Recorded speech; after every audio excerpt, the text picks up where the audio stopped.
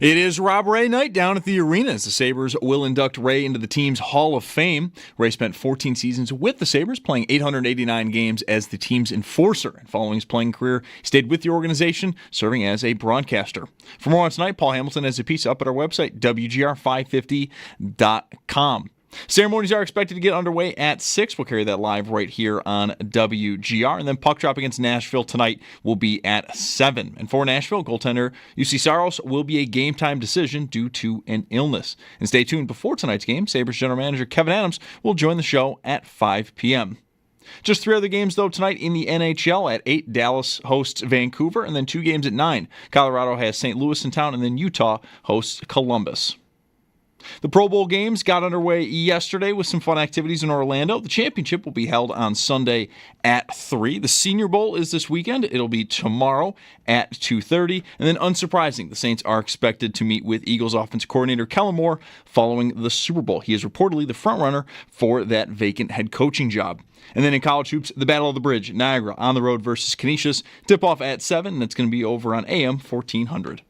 It's your Paddock Chevrolet Sports Update. Kickoff 2025 of the new Chevy from Paddock. I'm Zach Jones for WGR Sports Radio 550.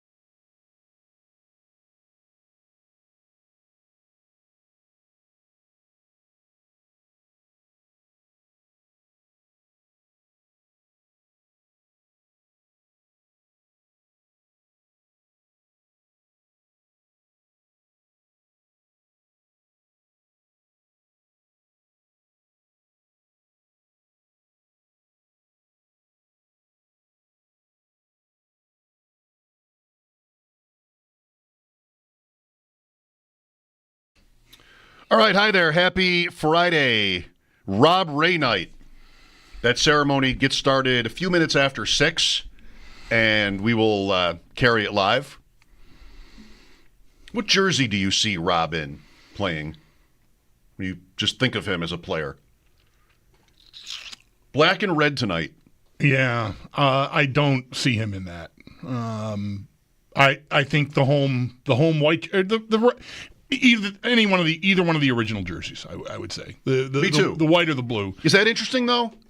That they aren't wearing the white or the blue on Rob Ray night? Well, maybe that too, but no, just like, I mean, he was here until 2003.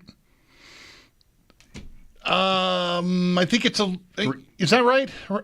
405 is canceled. 304. I think so. Right. So he spans a lot of those black and red. That's years. right. He was. Yeah. I mean, they're in the finals. He was a key member of the team, like a regular on the team when they originated those jerseys, and then was the goal against Toronto. Yeah. Back in the old days, the good old days where teams wore white at home. Yeah. So every game didn't look the same. Those were the days. That's that jersey. I guess I can't object to it. It's just I'm of an age where, to me he's the OG in those. I remember seeing for the first time I noticed him in a jersey that had like he had a cut in the collar of it. I think this was like pre-jersey coming off as a tactic. But it made the jersey fit. That's the answer, isn't it? He's not wearing a jersey in the jersey. Right. He's naked. Right, yeah. He cut like a V, or he had the trainers cut like a V in the collar in the back to make it looser around the neck and the shoulders. I think maybe to get it off. So maybe it was the first step of that as a tactic.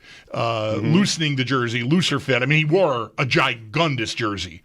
At least back in those days. I don't know if it tightened up as the years went on. Certainly the rule changed eventually, and he had to strap it down, and they made a rule because of Rob.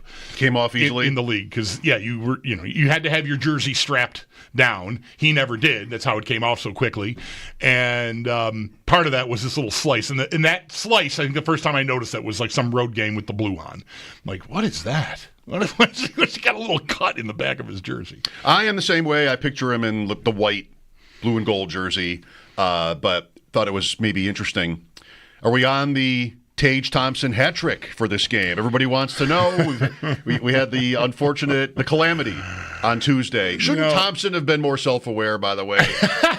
Passed that last one up, right. Shot it wide on purpose. Oh, I don't know. I mean, you're way ahead. That goal made it 4-1. That game was over. I mean, what are the points worth anyway? They were not coasting at that point. Who cares? Yeah, no, I did look.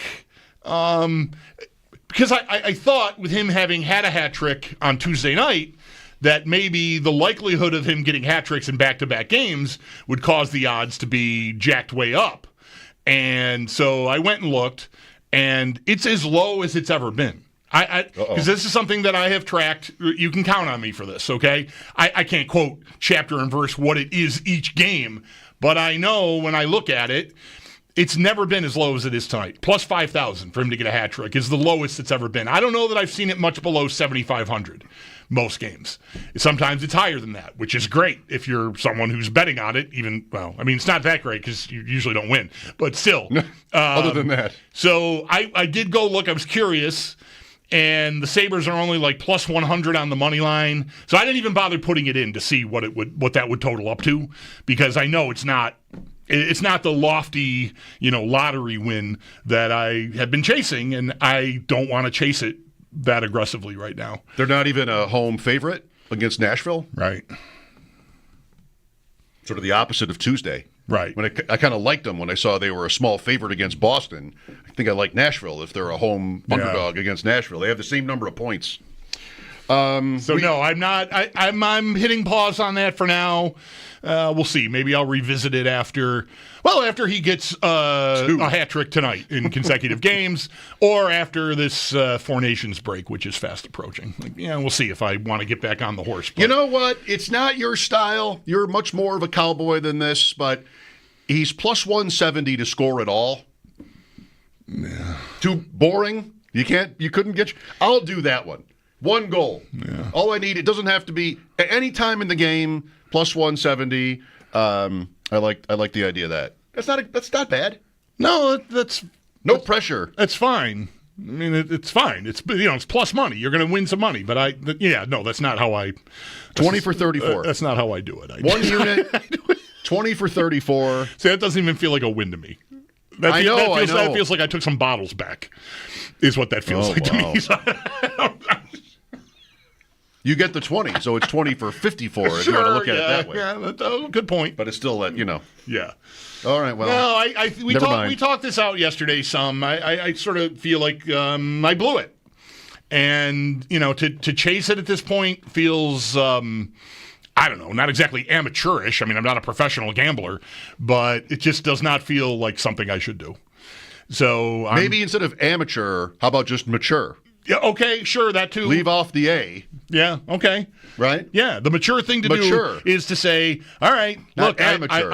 I lost, I haven't added it up. I didn't have it every game up to now. What game are they on here? 51. 51, okay. I probably had it 40 times. Out of 50 games. Out of 50 games. Wow. $10 most of the time, a couple of times 20. So I don't know. I might be down $500. Which is, it hurts. Like you have no need for 34. I am not a big wheel, right? But this is where it gets dangerous. Yeah, money, I suppose. Yeah. Debt. What's the point of 30? Why not just gamble it? Why not just skip it?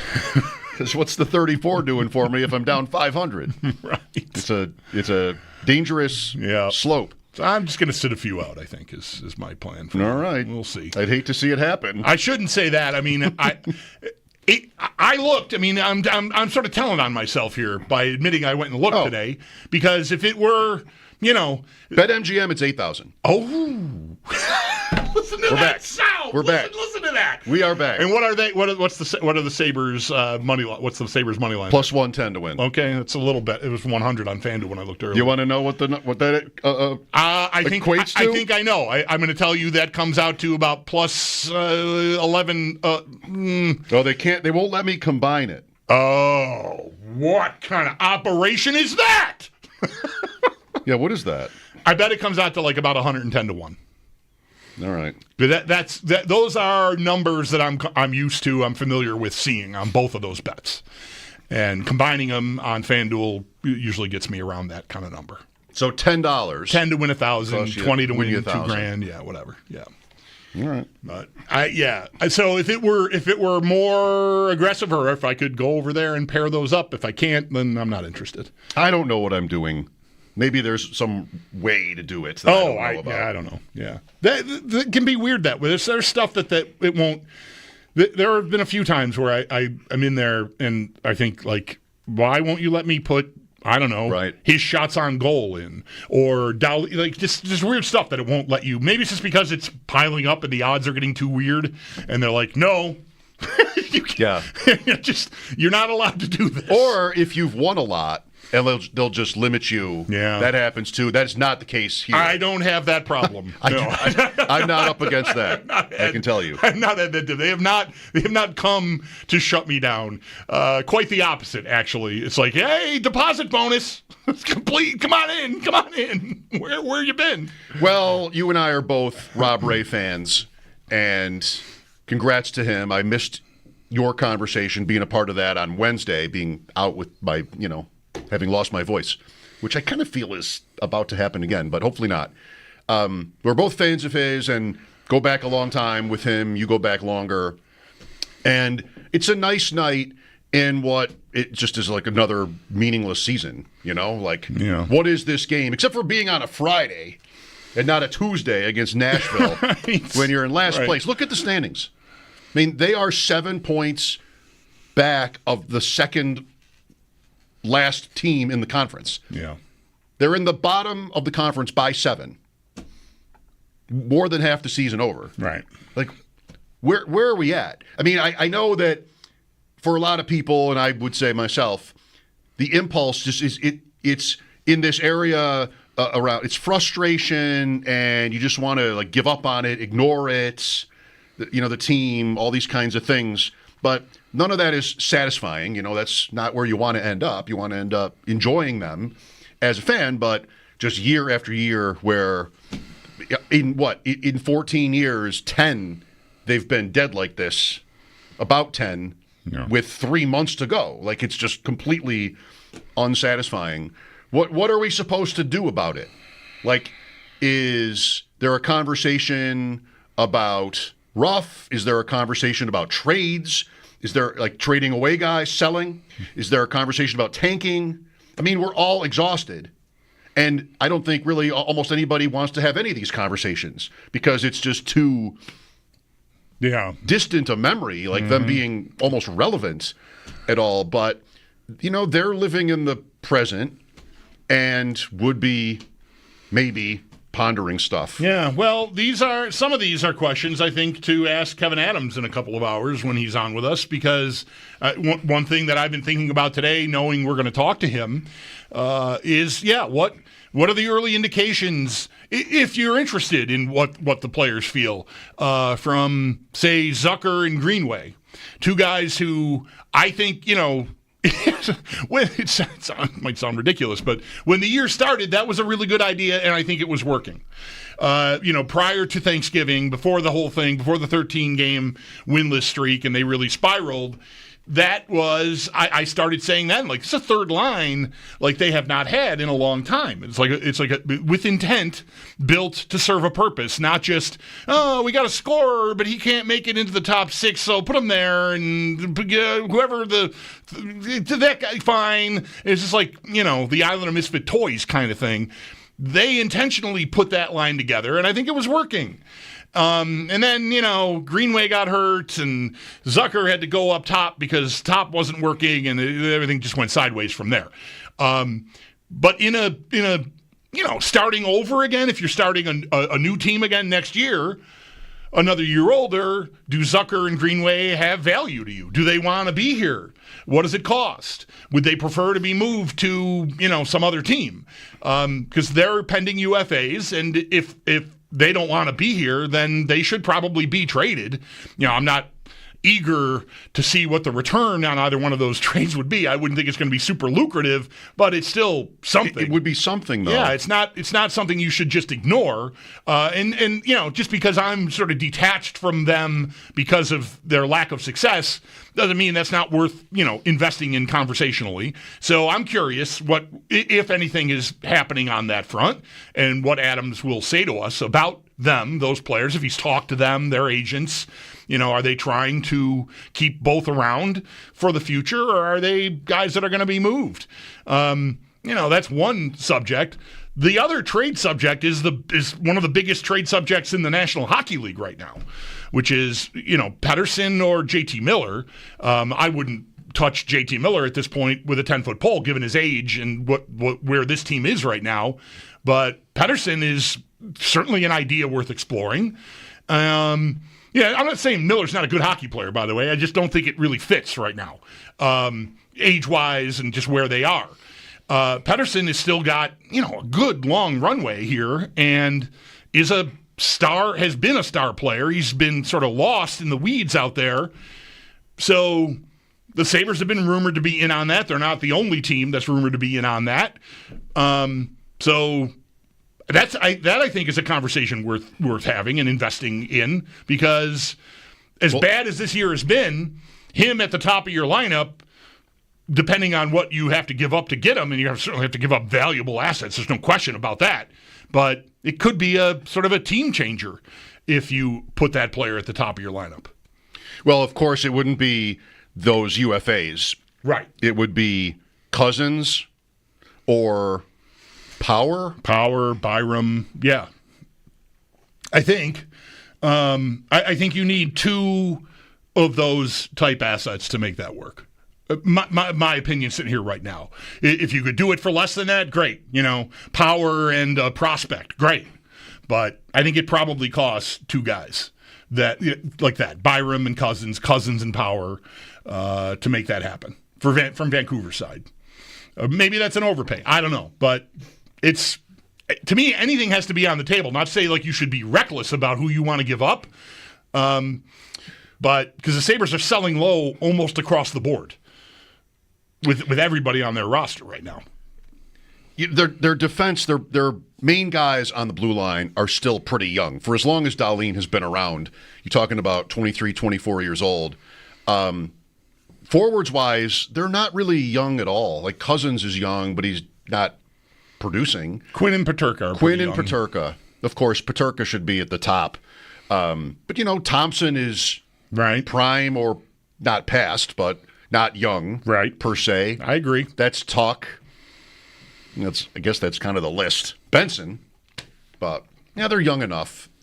I don't know. We can talk about the one player, but just philosophically, some of these years, it's been clearer, I would say, like sort of what they do. They've had years where they really don't have a move because their seller pieces, so to speak, are not that interesting.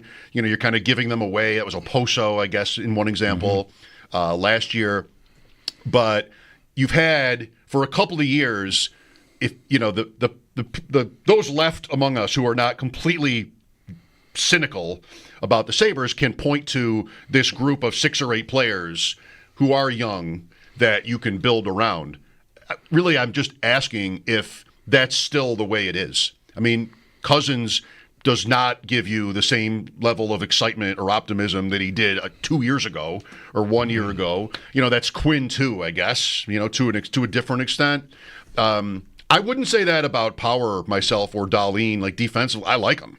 Same. So that's something I can buy into. Whatever defenseman you look, any one of these guys could really hurt to give up. Because they are still, even Cousins is young enough that somewhere, breath of fresh air, whatever, it could work, and you could look bad in the end. But the forward group, I'm open to just about anybody, and I am on the back end too. But I like those 3 guys. To me, any one of those 3 guys should have immense value. And I don't think Dahlin, he's the captain. I don't think he's going anywhere. And I'm not eager to do that. I'm not eager to trade any of the 3. But I think if you were to make a swing for a trade like we're talking about for a player like Pettersson, you're going to have to do something with one of those two, I think. And it also, like, this can circle back to the trade that originally brought Byram here. I liked that as an idea, but it all along with his contract status, if he performed, and I think he's performed well enough, he's going to get paid comparably to Power, if not better, than somewhere in between Power and Dahlin. And plus the cap is shooting up. Right, so you can afford it. That's great. But I've got 3 left-handed guys that are all capable of being top pair defensemen. 2 of them have been playing together, Byram and Dahlin. And I think when the trade got made, even, I never followed it through all the way, but it probably was going to end with Power or Byram being dealt. Because I don't think you want to have 3 $10 million right? I know Power's under that, Dahlin's above that, but just for the sake of conversation.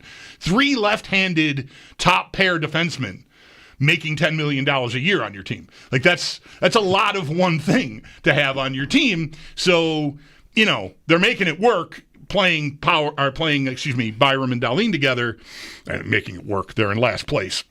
They are. So I think one of those guys has to go. And I don't think it's going to be Dahlin.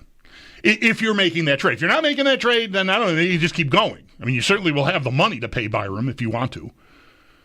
But I'm open to one of them going. I know, in a year like this, everybody can become a whipping boy. And Power certainly has had his share of that. And look, he's not perfect all over the ice. But I still feel like at his age, that's a player I would like to hang on to if I can. I think his ceiling is still enormously high. But if I got to make a move to get a player like Pettersson on my team, okay, thanks for coming. Like, I'm rich in this area. I can re-sign Byram and just kind of keep going. I guess you got to do something. Yeah. I don't know. I don't know if I want it. I'm trying to make sure it's not just because of, indifference, overall indifference. I don't know if I want it. I mean, the guy's been great. Good to great. I also can't help but thinking, how does that land on him if he's traded here? Mm-hmm. I mean, it could sound like a death sentence to the guy in his career. He's been in the league 7 years for Vancouver with mixed success as a team. So that's really what's depressing, is the idea of adding to the roster in one way or another all the losing. And it's not just an incredible, almost mind-blowing 13 going on 14 years without a single playoff face-off, but it's the history of the franchise. I mean, it's all of it. It was cool when Alex Tuck showed up, having been a fan as a kid, talking about 506, 607. Those were the years where he, thinking about Lindy there and connecting with those teams. And those teams went far. Outside of that wheelhouse, what, young player is sort of connecting with Sabres history and why? Is it Dom? Well, somebody like that might not even think of him as a Sabre. They'd be in their 30s.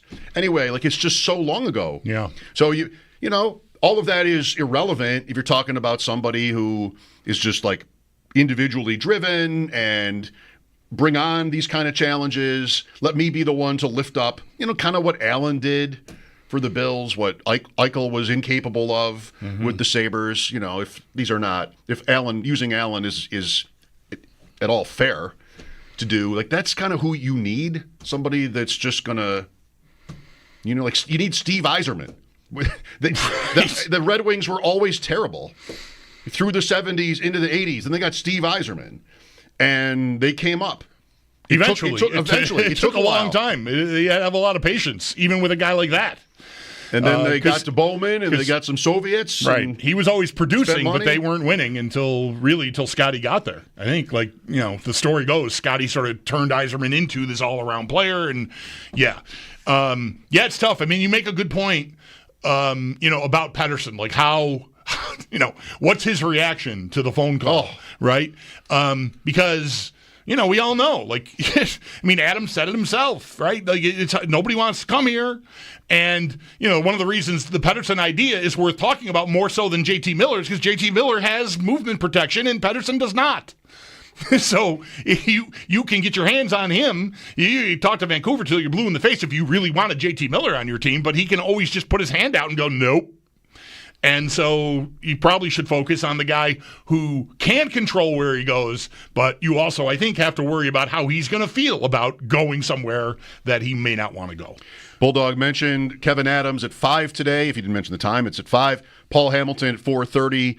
Before that, next, Sam Panayotovich, BetQL Daily. Theo Greminger from Player Profiler will join us on the Senior Bowls. We get to know some college prospects. Pre-game for Sabres Predators and the Rob Ray ceremony, Sabres Hall of Fame, coming up at 6 tonight. Ceremony a few minutes after 6, I believe. Mike Schopp and the Bulldog here, back with Sammy P. here on WGR.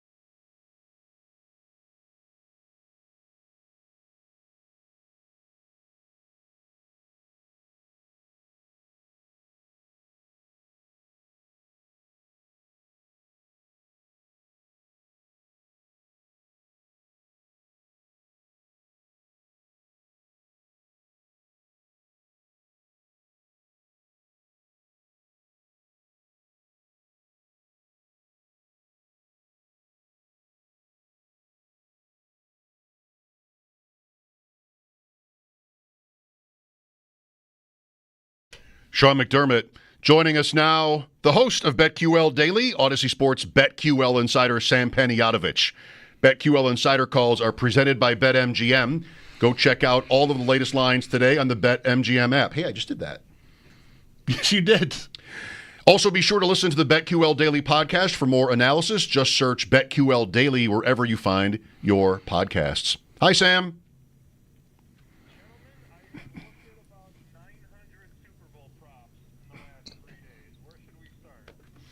I thought we were going to start on Kent State Akron, but if you want to talk Super Bowl, that's fine.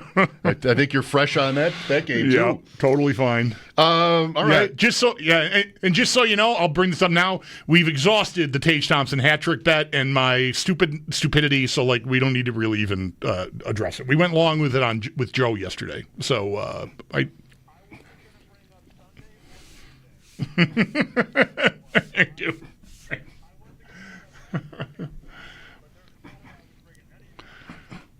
All right. Appreciate that. You're very thoughtful. All right, so 900-ish props. What are a couple of your favorites? We have two, and one of them, I'll give full credit to the crack man, Bill Krackenberger, who's a professional bettor, strictly theory from the East Coast. He lives in Vegas. He said this one, and I thought, of course, it makes total sense. Barkley, longest rush under, which people probably don't want to hear, but this is a professional who's better than maybe anybody I've ever met. Longest rush right now at MGM is 24 and a half. There's a couple 25 and a half. He said it's his favorite bet, and he bet that on the max last night. Because in Thursday night, the week before the Super Bowl, the Westgate, the big casino off the strip there, they put up their famous packet. And the pros get in line, and they bet all these numbers in the form. And he said he bet 28 and a half and 27 and a half. 2 yards, but it makes sense logically, right? Like, Bags and the D are going to try and at least try and contain Barkley, and that's a big run, 25 yards. So Yeah. that makes sense. And then I also went under on the punts, under 6.5 total punts. All right. Yesterday with Joe, we were talking about combined rushing touchdowns. 4.5 for the game. It was 2.5 for the game. It was 2.5 because we were talking about how it was so low. Because I said I would bet it up if I could. If I get an alternate line on that, I might go to 4.5 on that. What do you think of that, Sam? I like the winner at 2.5. More than I want to get greedy, to be honest with you. I mean, you really have to understand that the Chiefs, despite all the Mahomes, when they're at their best, they run the ball inside the 5 and they get in. I think Kareem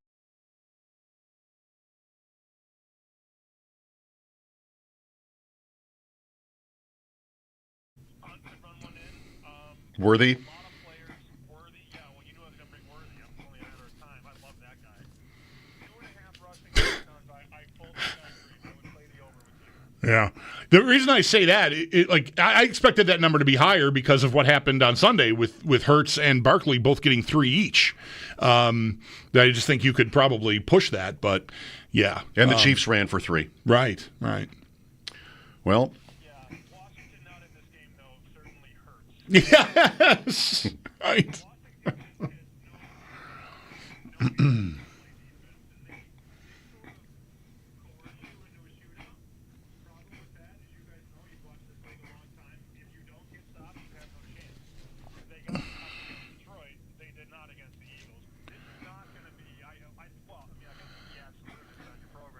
I don't think this is going to be a 38-35 Super Bowl. In fact, the total got decked in the last 24 hours. They knocked the 49s off the board in Vegas, which, this far out is usually sharp money to get this down off the 49s. So we have a couple books in Vegas that are 48.5. That's a respected move this far out in the game. do you like any silly ones? Quote silly? Like the anthem? I feel like the anthem has been easy for a few years. I haven't always played it, but I'm just generally remembering people as the game got closer saying, like, yeah, somebody saw a rehearsal, or I don't know, like just 1 year I bet it, and the Gladys Knight year, Bulldog. The Gladys Knight year, I believe it was. Okay. I think I won easily on that. That was when she was sick and she zipped through it, right? Oh, maybe. I don't know that part. Ooh. Yeah, she flew through the anthem. So if you won, you had to have the under because she got up there with a cold. And she was like, "Oh, can you see by the Dunderley light?" And you're like, "Wow, that was really fast." Well, that's why scouting reports matter. Well, I'm glad you asked, because if anybody has a scouting report on John Batiste, it's me. And yes, we did actually bet this a couple days ago. So the number on the anthem opened at 2 minutes and 5 seconds, 2:05. It is now 2:03. And that's because we were able to find a clip of him singing the All-Star game singing the anthem at the 2017 NBA All-Star game. It's a 2 minute and 8 second video, but he plays a little sexy piano interlude for like 30 seconds. Ooh. And right. So, I mean, look, I don't need to tell you guys, especially you, Bulldog. You're the music guy. Right. If he gets out there and starts playing a little sexy keyboard and does this 40-second intro, he's going to get through the words quickly. And that's the language in the bet. When does it start vocally and when does it Oh, okay. Those So are the parameters. All Yeah. right. So he did the sexy piano thing ahead of the song, not like in the middle of it. Because He did a 30-second sexy piano and then sung for like a minute 38, Gotcha. and then he was done. Yeah. All right. By the way, Trombone Shorty has America the Beautiful. I've been to see him. New Orleans. That'll be really cool. All right. Who do we like in the game? I bet the Eagles. I think they're a better team. The Chiefs have the best player. To me, it's not always that simplistic, but I think in this matchup, you're going to see Philly get bet too. I wouldn't be surprised if they go off the favorite. My big problem is that I'm going against Mahomes and Reed, which is terrifying in its own right, but I do believe the Eagles have the defense, and I really do think they have the running game to sort of crack Kansas City on the line of scrimmage. You know, KC hasn't faced an offensive line this good all year, and this offensive line has two legit running threats. One plays quarterback, and the other one is the offensive player of the year. Turnovers will change any game. That much is obvious. If Hurts fumbles, if Barkley fumbles, forget it. The Eagles have to play their A game, but they are built on the D-line, the O-line, and the running game to be able to physically beat the Chiefs. That all still might not be enough if Mahomes is playing Mahomes-level ball in the Super Bowl, but I did bet the Eagles. I'm not going to lie to you guys. I'll bring up last week. What do you think the story of that game was, Bills-Chiefs? I mean, it was obviously close, and we've seen this game before between these two teams in the playoffs as recently as last year. Did you have like a takeaway from it that would resonate? I just don't know how a team that recovered 5 fumbles lost, to be honest. I don't know how that's a thing. I did listen to you guys on Monday, and I applauded the both of you privately that you guys didn't blame the refs. The refs didn't help. The refs were not the reason why the Bills didn't win, though. I mean, they had the opportunities. I thought Josh was a little uneasy early. I thought he buckled in late. Yep. I thought he buckled in late, guys. I'll give him that. I thought second half he was a lot better. I just still, completely unbiased take. How do you recover 5 fumbles and lose a playoff game? Amazing how they got part of, at least, how they got there was winning the turnover battle or not losing it, at least literally every week of the season. And they get that kind of breaks, those kind of breaks in this game. Maybe if more than one of those fumbles, sorry to interrupt you, Mike, maybe if more than one of those fumbles was Kansas City's and they recovered 3 fumbles of Kansas City's, we got a different thing. Like recovering your own fumbles is good luck and you get to keep the ball, but it's not like you've accomplished a lot. You probably wrecked a play and now it's 3rd and long. Yeah. I didn't like the kid who sits in the computer chair saying he should have thrown to Shakir. I was like, that's the dumbest. Like, you have 2 free rushers coming at your face.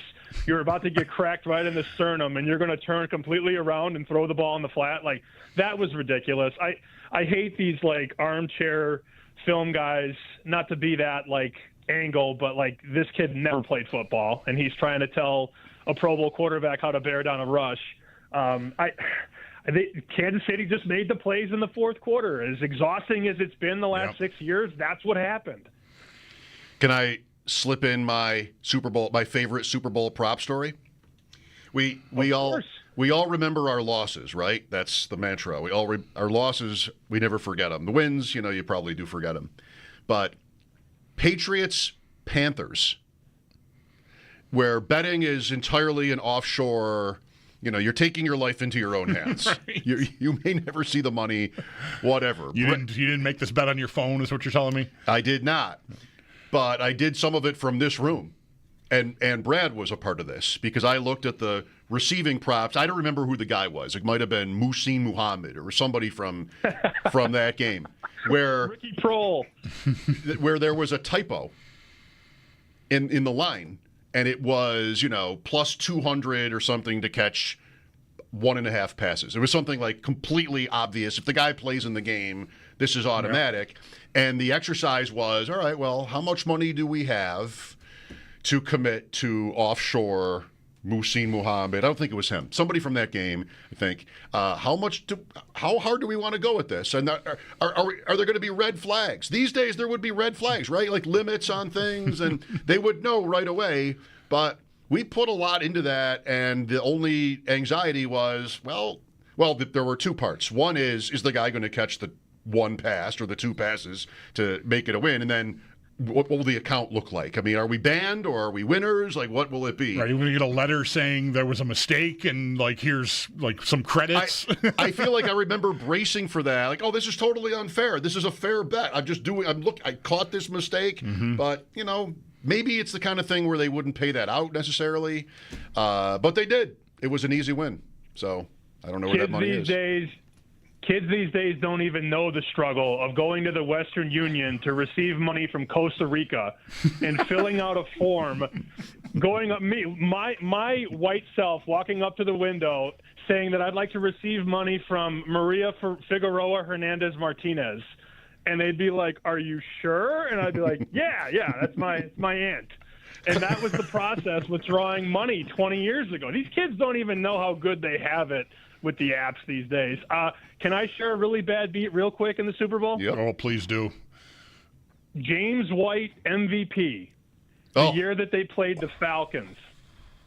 We bet him at 125-1. Oh my gosh. He caught 14 passes, a Super Bowl record, and scored 3 touchdowns, including the game-winning touchdown. And here's your MVP, Tom Brady. And you're like, what? How is he the MVP of the game? Wow. Do you remember being shocked that Brady won, or were you bracing for that? Not shocked. I was numb. If that doesn't win the Super Bowl MVP, what does it take? Yeah, really. That's Atlanta. 14 for 110 and a touchdown, 6 for 29 and 2 rushing, plus a 2-point. How many fantasy points is that? Holy cow, James White. Yeah, that's a tough one. Not the MVP, though, Mike. Not good enough to win MVP. No points for that. No money for Sam on that one. All right, Sam, enjoy your weekend. Thanks for today. See you guys next week. That's the host of BetQL Daily, Odyssey Sports, BetQL Insider, Sam Panayotovich. BetQL Insider calls are presented by BetMGM. Check out the latest lines today on the BetMGM app. I wish I could remember for sure who the player was and what the odds were. I wish I could remember and help you because I know you've told me this story before, on and probably off the air. Brad might know. Yeah, it was a Brad and Mike operation. Let me check my phone. Did you notice this? Did we even have maybe 2 accounts banging at that thing? Maybe. We'll talk to Theo Greminger coming up in 20 minutes about the Senior Bowl. Who looks good? Who might be a fit for the Bills? Mike Schopp and the Bulldog here. Paul Hamilton and Kevin Adams still to come today as well. And pregame, including the entire Rob Ray Hall of Fame ceremony coming your way at 6. This is WGR.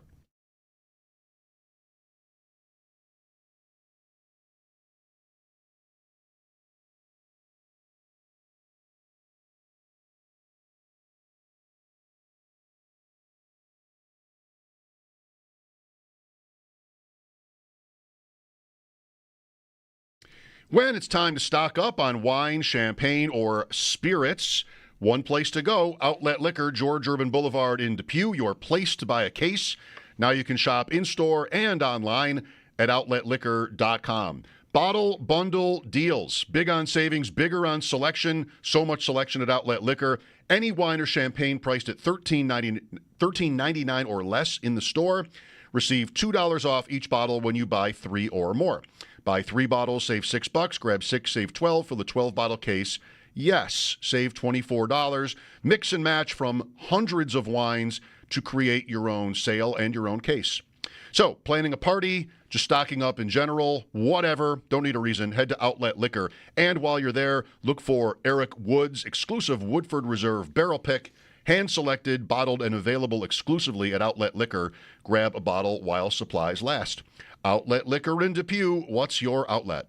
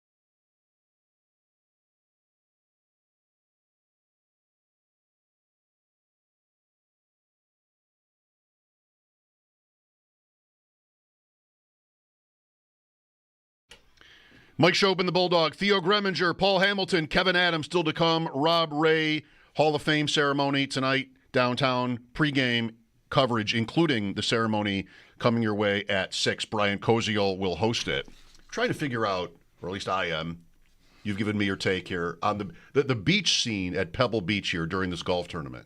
Because there are like a handful of people watching from the beach. A couple of dogs. Some dogs. Like, it's really elevated, so I don't know what you could actually see. Like, maybe just the players' heads. Yeah. The ball in the air. I would think you're definitely not seeing the putting surface if they're. No. Yeah. There's no way you can see that. But, like, who has access to that beach? You said if it were a public beach, there'd be tons of people there. Yeah, I mean, people stand out in the freezing rain to, hold up two fingers outside the Today Show. I feel like that's cool, though. a beach, there'd be, I think if that were open to everyone, I think there'd be a scene there. People would be trying to park RVs down there or something, which I know you rarely can do on a beach. So I have a feeling that's probably either members of the club or homeowners, some homeowners association, and you have access to the beach. Because I think if that were public, there'd be a scene out there. When I worked in Rochester, so much more, I would say than Buffalo anyway, attention toward golf, per capita or whatever. They have Oak Hill and they had the Ryder Cup. And don't have their own high-level pro sports They don't teams. have the Bills. Right. They had the LPGA for many years. And so I would get connected with, there was one guy who wrote a book on Pebble, and I had him on to talk about the history of Pebble Beach. It was great. I still have the book. And I remember at one point, toward the end of the conversation, he's like, why don't you come out here? Maybe the biggest mistake I've ever made is not taking him up on that. When somebody says, why don't you come out to Pebble Beach, and you feel like they're not just, kidding or whatever, I think you got to say yes. What would that have meant? Is this guy going to put me up somewhere? Am I playing for free? What would that have actually meant if somebody invites you in a conversation like that on the air to go to Pebble? I don't know. I should have. I think it would be awfully presumptuous to assume that he'd be treating you to any of that. No, So, I agree. But it's possible. Sure, it is. If you engage in it and say, what did you mean when you said, come on out here exactly? Or something to that effect, then maybe you'd get an answer. I don't know, get on a plane and come out here. I'll meet you for coffee. Okay. No, get on a plane and come out here. I've got a tea time for 10:17 Thursday morning. Okay. I'm on a plane. A historian or something about the club. Maybe he shows me around locker rooms and stuff. It's a public golf course, too. You can go play it. That's right. At least that used to be true. I don't know if it's still true. Remember Andy going to play Pebble Beach one time. I'm just going to go do that. Our old boss. Yeah. I think, hasn't Jeremy? Maybe. I think Jeremy's played there. That sounds right. Yeah, I think he took a golf trip out there.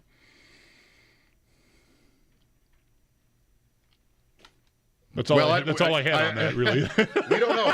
The beach, the mystery continues. We don't know who the beach people are. But there are a few of them. Yeah, and there are there are homes on this course. In fact, the shot they just showed of Rory finishing up here, wherever if he hit a tee shot or he's on the green, I can't even tell. But there was a house in the background there. There are homes there. So, there's a seal. There's a seal. Yeah, that's cool. Yeah, they have access. The seals get right through. You can't keep them away. They go where they want. That's right. You swim like that, the world's your oyster. Let the man go through. Let the seal go through. Right. Theo Greminger on some possible Bills prospects here from the Senior Bowl, looking ahead to the draft. We're there, sad to say. But Theo is always great to talk to. We'll talk about maybe some Bills needs and more with him after the break. Then Paul will join us. Kevin Adams at 5. Mike Schopp and the Bulldog here, WGR.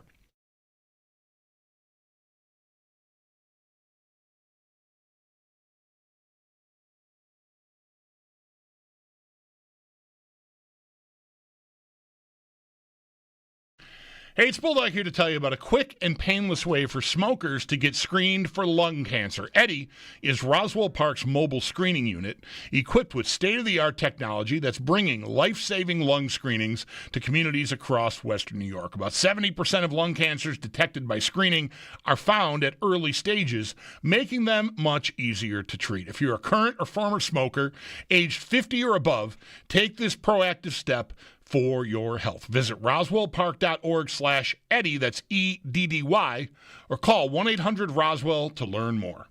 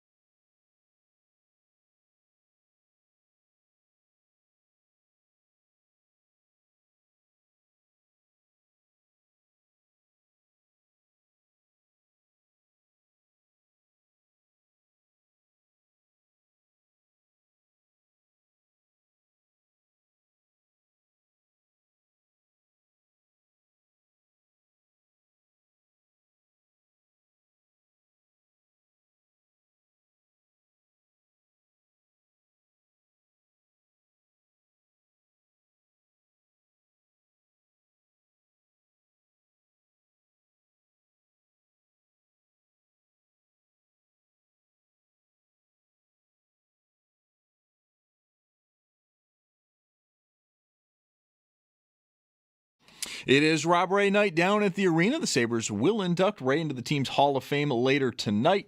Ray spent 14 seasons with the Sabres, playing 889 games as the team's enforcer. And following his playing career, stayed with the organization as a broadcaster. For more on tonight, Paul Hamilton does have a piece up at our website, WGR550.com. Ceremonies are expected to get underway at 6. We'll carry that live for you right here on WGR. And then puck drop against Nashville tonight will be at 7. Nashville goaltender Yui Saros will be a game-time decision due to an illness. And do stay tuned before tonight's game. Sabres general manager Kevin Adams will join the show in just about an hour at 5 p.m.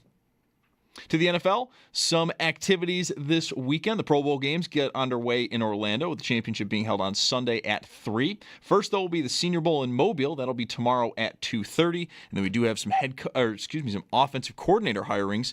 Tampa Bay promotes passing game coordinator Josh Grizzard, while the Jets go with Lions passing game coordinator Tanner Egstrand. And then in college hoops, Battle of the Bridge, Niagara is on the road versus Canisius. Tip-off at 7, and that'll be over on AM 1400.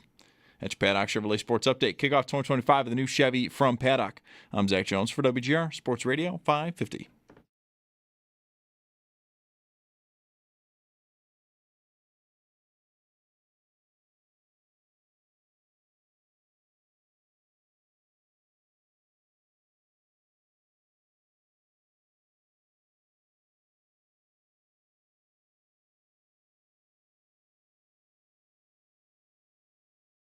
That's my miss, dead left, but I would hit it on the beach. This left to righter Justin Thomas just lost control of. We'll see what happens. And keep you posted. Mike Schopp and the Bulldog, happy Friday. Should be a fun night downtown Sabres and Nashville as the team honors Rob Ray. The Sabres, not Nashville. You know, when Rob retired, they had a night for him, and they got him a boat. I remember they got him like a bass boat. They towed a bass boat onto the ice. They were playing Nashville that night. It's an odd little coincidence here that the 2 times that he's been honored by the team, they were playing the Nashville Predators. They don't even really play them that often. I know, once a year. Once a year at the most. Right. For a while there, it wasn't even that. But I remember being there. I was in the press box for that game. Not in the boat? I was not in the boat. I was not invited into the boat. That would have been funny. Yeah. They didn't think of it. To have some of his friends in the boat. Right. And some tackle. Joining us now on the West Her Hotline is Theo Greminger from the Player Profiler Network. Theo, I have seen, has had the good fortune of going to Mobile, Alabama this week to cover some of the Senior Bowl practices. I think you told me, Theo, that you were back home today. Hi, and what kind of week was it? It was awesome. Mike, thanks for having me back on. This was a great experience. It was my first year in Mobile. I was supposed to go last year. Some things fell apart, but very happy that I went. The on-field access was tremendous. I got to evaluate a ton of players. I was obviously fantasy-focused, but you couldn't help but notice some of the tremendous talent they had on like the defensive line, some really top-notch offensive linemen as well. Overall, just a great experience. I know last year it was like 43% of the NFL draft all participated in Mobile, and I think it's been 4 straight years with at least 40% of the guys being drafted in the entire NFL draft, also participating in the Senior Bowl. So it's sort of like when it starts getting real for us in terms of NFL draft season is Mobile. So really, really happy about the Senior Bowl. Tons of talent down there. Very, very deep group of running backs, deep group of tight ends on the offensive side of the ball. And then defensively, the defensive linemen down there were just tremendous. There's a number of guys with a chance to get into the first round that were participating down there. All right. Was it the first time you've been on the field for football at that kind of level? Yeah, I mean, some things here and there, but not of this level where there's this many prospects. I only ask because it's a pretty cool, like it's been a long time since I've been on the sidelines for like a Bills practice or anything, but it's pretty awesome. Like just as a spectacle, if you haven't seen it up close, to like be that close to that level of athlete is pretty awesome. Yeah, and like Mike knows this, like I'm a large guy. Like I would say in terms of fantasy football, I'd put myself in the upper 1% along with our friend Cody Carpentier in terms of guys who can actually lift a little bit and are like larger guys. Mike, you're a tall guy yourself, but yes, just being around some of the guys face to face, you get a real sense of like just how big they are. Like for instance, like Ollie Gordon a running back out of Oklahoma State. He was certainly a guy that was a winner if you're looking for guys on the fantasy side of things. And a lot of it was just the weigh-in. Like, Ollie Gordon was like a tight end-sized running back, just to be kind of face-to-face with him. And then the other running backs, you just got a real sense of just how physically large he was, sort of like a Najee Harris-sized running back. So, yeah, I did really appreciate that. Certainly there's positions that I think I evaluate better than others. But the skill position-wise, it was tremendous. You got to meet the guys face-to-face. You got to see them do one-on-one drills, 7-on-7s. Got to see them line up in red zone drills. So it was really like a bag, and I think we get a lot more out of this than we do the NFL Draft Combine, which is really like an athletic testing event. Yeah. So this one was a real great separator for us in terms of like fantasy football, not necessarily for like the top line guys because they weren't there, but sort of the next guys. And last year was a number of guys who did very well down in Mobile went on to have just tremendous seasons like Ladd McConkey. So looking for that this year as well. I didn't know this about the fantasy space. I should assert myself in the fantasy space a little bit. I could be your king, maybe. I don't even know. I mean, it's a small group of us. Like there's about like 10 of us, and then everybody else is smaller than you'd anticipate. Put Adam in there too. Crowhurst. Oh yeah, Adam's a well-built guy for sure. You guys are. You and Adam are definitely representing there, Mike. Thank you. It's very kind. Well, running backs and tight ends are maybe not positions where the Bills will be dabbling, at least I would think probably on the first 2 days anyway of the draft. Anything can happen, I guess, on day 3. But let's talk about the running backs at least here for a minute. Lots of them, Theo. We've seen in the league teams less and less likely to invest high draft capital in running backs. You've got Genty, who it sounds like could be a top 10 pick or higher. How will this play out in the draft? I feel like there's an equilibrium between how many running backs you have here. It was wide receivers last year that are worth it, but then what might be relative value of other positions. Yeah, and you've also got a year in the league where running backs sort of reasserted themselves, got paid.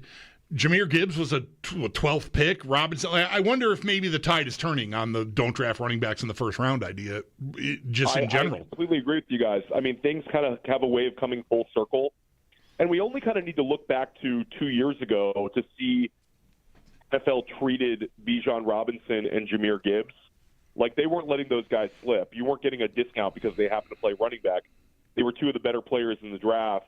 We saw Bijan go in the top 10, and we saw Jahmyr Gibbs a few picks later at, like, pick 12. So I think that this class, Genty is certainly in those guys' range. I would say that Pete Carroll got the Vegas job. We saw there's a chance that, like, Ben Johnson wants to just do something flashy with Chicago. So, like, a few weeks back, I would have said Dallas at 12. That's the pick for Genty. But I think that one of the teams picking ahead of them could just snap him off the board. And then these things sort of have a gravitational pull where we saw it last year with the wide receiver class where it was viewed as a very deep wide receiver class, but there was a lot of like prognosticators saying that this was going to cause certain wide receivers to actually fall and you'd be able to get these guys in the second and third round.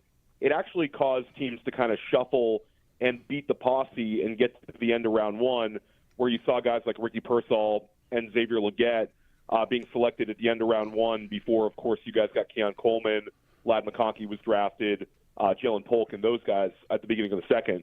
So I think when it comes down to it, I would guess Omarion Hampton would be a guy that NFL teams are going to love. Big-time producer out of North Carolina. He had back-to-back seasons with 1,500 rushing yards, 15 touchdowns, had over 2,000 combined yards this year, and he's got a track background. I'm guessing they're going to like him. Both of the Ohio State backs, the NFL teams are going to really, really like. Caleb Johnson out of Iowa, they're going to like. I mentioned Ollie Gordon. I think he'll sort of be in that next mix. So, like, this is a running back renaissance in the NFL, and it's also one of the better positions in this draft class. So I think NFL teams, it might surprise you this year. I think we'll get 2 first-round running backs. And I would not be shocked if we get 3 just based on some team positioning themselves in that like 29, 30, 31, 32 range and just snapping up another one. Theo Greminger, our guest. So one thing also that's different about this year, apparently, is the lack of obvious quarterback talent. It can always be, you never know what's going to happen to guys that seem obvious aren't, and, vice versa. What do you think happens? More Jackson Dart hype today. Bulldog is a Jackson Dart guy. And Milrose getting some traction as a potential first-round pick, at least from what I'm seeing out in the, out on the streets of social media. Theo, you can tell us how you feel about both of those guys. Yeah, so I think that, Ward's locked up. I think Ward will be in contention for a top 6 pick. Shadur Sanders, there's a lot of, mixed opinions on, X and with prognosticators, but he's a lock to be a first-round pick as well. Then it comes down to QB3 and QB4. I think Dart's done enough that somebody's going to draft him in the first round. And I spoke to a scout down there, and I mentioned that I thought Dart could be a top 20 pick. And he brings up the fact that, if you think he's a top 20 pick, there's just as good a chance he goes in the top 10 with the way these things sort of shake out. You think about, Michael Penix last year, and then you think about where Bo Nix was selected based on where he was projected to be selected.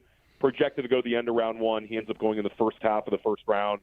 So I could see Dart getting in there as well. Now, Milrose a different player to evaluate because athletically, the rushing upside there is tremendous. I think he's going to test incredibly well in the 40. He's 220 pounds and a very, very strong 220. So I think all it takes is one when it comes to Milroe. If a team is committed to trying to build their offense around a quarterback like him, I could see someone kind of going and taking him. I do think the whole Jalen Milroe, Jalen Hurts comparison, I would have had Jalen Hurts ahead of Milroe back when Hurts was drafted. I think Hurts did a lot more as a passer at the college level at 2 schools than we saw from Milroe. But Milroe certainly will take advantage of the scarcity at the position. I think after we get through those 4, it's such a big drop-off in terms of who's QB5. My guess would be probably Will Howard of Ohio State. I just like him a little bit. He's big, and he has a little bit of mobility, and he won a lot this year, won at Kansas State. But I think he'll be a third-round pick. The only guys with a chance of first-round draft capital or even high-end second-round draft capital is the 4 we discussed. Milroe is a guy that I'm going to be really interested to see what happens with. Our buddy Chris Trapasso, who works with CBS Sports and is a regular contributor with us at Draft Time, Theo, wrote about him today and mentioned how, just a couple of years ago, Anthony Richardson was this intriguing, toolsy idea sort of on the heels of, look, Josh Allen got turned into, a fantastic quarterback after being kind of toolsy and needing a lot of work, and Richardson hasn't worked so far in 2 years, and so there's a bit of a dilemma. Do you give up on that idea, or do you draft the traits, right? Milroe is the best rushing quarterback of the high end guys anyway. Maybe there's somebody better at it lower down the board, so that's intriguing, and it's just a matter of whether or not Richardson, I think, maybe scares you off of the idea of drafting a toolsy guy to develop that high. I think when it comes to Richardson, I think that one thing that the Richardson situation will scare NFL teams off of is the lack of experience in terms of starts at the highest level of college football. It was certainly if we look at the 2 guys who have kind of underwhelmed, and there's been other guys who've underwhelmed, but Trey Lance had a very small sample size of college starts. Right. And Anthony Richardson did as well. Milroe, you've got it for 2 years here, and also doing it at Alabama. The guy beat Georgia. The guy had a bunch of big college wins. So the end of the season did not go particularly well for him. And I think day 1 at the Senior Bowl was not great. But I do think that there was enough positives on day 2 and day 3. But for me, I think that NFL teams are going to be really chasing experience at the quarterback position more and more, which is also really a boon to Ward and Sanders, where those guys, NFL teams those guys started 50-plus college games, and they did it at multiple schools as well as systems. So for me, that's sort of the Anthony Richardson learning experience, not so much going after a guy who is maybe a little bit more raw, a little bit more tools-based, but its lack of experience for Richardson will be something that kind of settles in NFL GM's minds. Plus, with all that, on top of that, you have Nix and Daniels, who were, yeah, exactly, Mike. big hits, having been, very experienced college players. Theo, I think corner is an easy one for the Bills. The Bills have a lot of needs on defense, I want to say suddenly, but corner for sure, secondary for sure. What kind of year is it, quickly? And do you have a favorite guy at that position? Well, it's interesting at the cornerback spot because Travis Hunter, what is he going to discuss himself being at the next level? I think there's a little bit more and more drum beats that Travis Hunter is going to concentrate on wide receiver and be like a situational corner, where a month ago it would have been the flipped. It would have been a situational pass catcher and a guy who's predominantly like your shutdown corner. So Hunter would be the top cornerback in the draft. Right behind him, Will Johnson of Michigan is a guy that people love. He can potentially go top 5. And Jahdae Barron from Texas, I think, would be the riser. Those guys are probably gone by the time that Buffalo picks. I think if you're dead set on a cornerback for Buffalo, I think if Siobhan Revelle from East Carolina looks like he's going to be healthy, then that's a guy with like a lot of tools. He's been injured, but he should be ready for next season. He's a guy where if he played this year, maybe he'd be like a top 15 pick. So there could be a potential injury discount down there. I'm not sure they're going to go with the corner, though, Mike. I don't know if that's the strength of the class.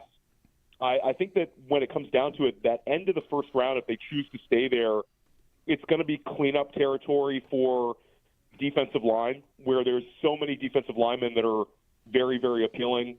And also, it's a potential move-up spot where if you're dead set on getting a defensive back, I think there's 2 like big-time safeties in this draft class. Malachi Starks is probably gone and could be long gone by the time that Buffalo picks, but it's not a position that teams push up the board. So if Malachi Starks starts slipping down to like pick 20, then maybe Buffalo makes a move up for him just as sort of like a game-changing defensive player, not necessarily in a position of need. And then there's a safety out of South Carolina, Nick Amanam-Wuri, who's like a big physical safety. Yeah. He's probably somewhere in that range too. So not sure which direction Buffalo goes in. And I'll just bring it up to you two guys. The last 2 years, you've seen them select an offensive skill position player with Keon Coleman and Dalton Kincaid in consecutive drafts. Maybe they're not done doing that, and they just sort of keep reinventing this offense. Khalil Shakir had a really good season. Keon Coleman's obviously a guy that you'd like to see it take a step forward in year 2, but they also could really use a wide receiver, in my opinion. So I'm not sure it's going to be a cornerback there, Mike. I'm not either, and that makes sense. Their defense really struggled when their offense kind of kept humming, but depends on the relative strength of the positions, the opportunities. Well, that second safety you mentioned is bigger than all of the Bills' linebackers. He's an absolute beast. South Carolina's had a number of guys recently that are just like physically imposing. They've been recruiting very, very well. They have another defensive tackle named T.J. Sanders who's going to get drafted this year. They have another wide receiver who's coming back to school. So they had a good season this year, and they have a number of guys who are like Sunday players on that team, and the safety being one of them. So, Theo, before you go, the 2025 fantasy drafts are up and running, which I know you're used to that. You knew that, and I've done a couple. What is one interesting trend for you? The veteran running backs are getting more love than last year, which makes sense because of the year that Barkley, Henry, even like Mixon, Connor, those guys had. If we didn't draft those guys, we probably lost this year, at least one of them. And right at the top with Barkley, should he be the 101? For me, I still think the 101, if I'm picking tomorrow, is Jamar Chase. We talked about the running back position, Mike, and how it's been sort of a renaissance in terms of scoring, in terms of guys we like, and now we're gonna have all the guys last year that performed well, plus Christian McCaffrey returning, plus a number of rookies that we're going to be willing to bet on. Mm-hmm. So I think that Chase is going to be a little bit more of an edge pick for me than going with Saquon Barkley. And Barkley's just tremendous, but betting on him to repeat like this back-to-back seasons when you also have guys like Bijan Robinson and Jahmyr Gibbs directly behind them, I don't know. I'm not sure that that's going to be the league winner type. I think Jamar Chase, like everything he did last year, and he did it at 24 years old, where he had the trifecta, led the league in catches, led the league in touchdown receptions, led the league in receiving yards, led the league in targets. Jamar Chase is just in such a position, and they probably lose T. Higgins, so they're going to lean on him just as much. And one of the easiest ways to chase high-end wide receiver production in fantasy is bet on the player who you think is going to have the most targets and the most catches. Those guys have been the wide receiver 1 overall now for 4 straight seasons. And I think if we were going to come up with a list, Chase would be directly at the top, and the guys right behind him would be guys like, Puka Nacua, Justin Jefferson, CeeDee Lamb types, Amon-Ra St. Brown, Malik Neighbors. But there's an edge with Chase ahead of all those guys, in my opinion. I could just ask Mike this some other time, but I've got you both here now, and since Mike opened the door to this upcoming season for fantasy, what do you think James Cook did for himself this season? I think that James Cook is a polarizing one for some fantasy people.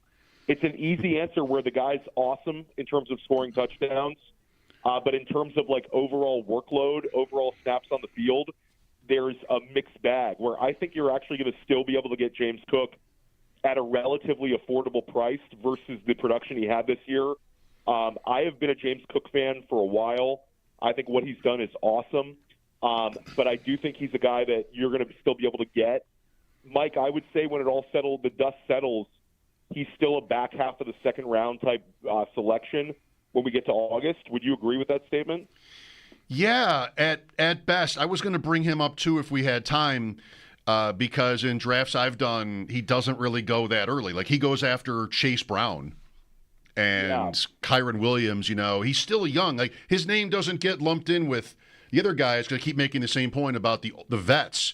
But he's 3 years in. He's younger than those guys. Achane went, I'm looking at a draft I did the other day. Achane went 17 picks before Cook. I don't know. There's the recency bias that can scare you off with Cook, because we went into this year thinking he'd never get the ball inside the 5. Right, and he scored 17 rushing touchdowns, right? Yeah, so there's 16. There's influential people in the fantasy space that are anti-James Cook and will have him as a fade this year because he was able to be so successful, but not on a massive snap share and not on a massive amount of touches. He's not going to be top 10 in running back touches. He's already got that sort of going against him, and people will the fact that he was, very touchdown dependent. But I think that's sort of the wrong way to approach it because, like you said, it's still a younger player, and they could lean more into him next year. I mean, on a per-touch basis, James Cook is just awesome. I would probably lean into him over Kyron Williams. I certainly had him behind Kyron Williams in my early rankings. I did one over at Fantasy Points, my early top 25. And James Cook was sort of in like the next few guys. Yeah. But I'm a James Cook fan, and depending on what they do in the offseason, I think it could be more of the same where you want to draft Josh Allen because he's Josh Allen, and then the Buffalo Bills skill position player to bet on will still be James Cook.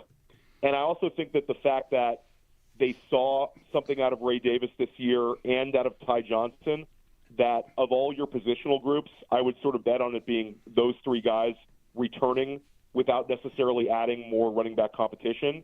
So it could be sort of more of the same from that group of 3 guys. That would also be an advantage for Cook. One place where you can draft, if you are so inclined, would be on Underdog, the big board, $10. They have different price points, but that's the tournament I drafted in a couple of nights ago, and Cook was running back 14, which seems kind of high. They're just there's not enough like hype. It's very funny because usually when it's also back-to-back seasons, Mike, where he's finished as an RB1. Yeah. So he's entering year 4, and he's been a top 12 player at the position for consecutive seasons, and he's the best skill position player on a very good offense, and yet the community just doesn't embrace him. It's a very funny thing with James Cook. He just doesn't have any hype. But I do think that those things have sort of a way of correcting themselves as the summer moves along. And I think if anything, if you love James Cook, get your early drafts in right now, get your 3rd round exposure, because I think when it all settles in, probably more likely a 2nd rounder at the end of the summer. That is the perceived edge in drafting super early in these tournaments because, like, if you think there's going to be movement, you want to take advantage of that.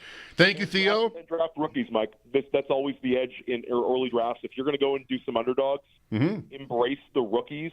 I just remember last season I put a tweet out about Xavier Worthy, how ridiculous it was. He was like wide receiver number 65 this time of the year. And the guy ends up getting drafted, and there's a correction by like 25 wide receiver spots. Right. So you end up getting these edges. A lot of drafters in every level of fantasy football need to see it first. They hate when guys don't have landing spots. But when you're playing in a large-scale tournament like Underdog, that's sort of the edges and risks you need to take. And a lot of these rookies that people are not especially hyped on are going to rise up considerably. We see it every single year.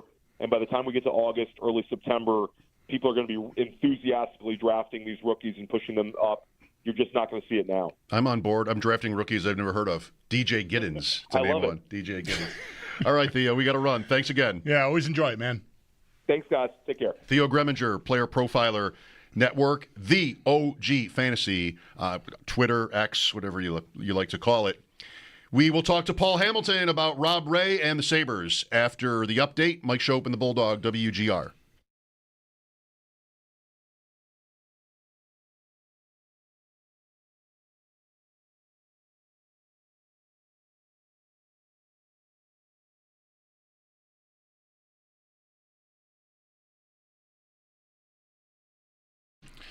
Folks, Bulldog here for Window Nation. Let's talk about staying warm this winter. Last year, I upgraded my attic studio with new windows from Window Nation, and wow, what a difference.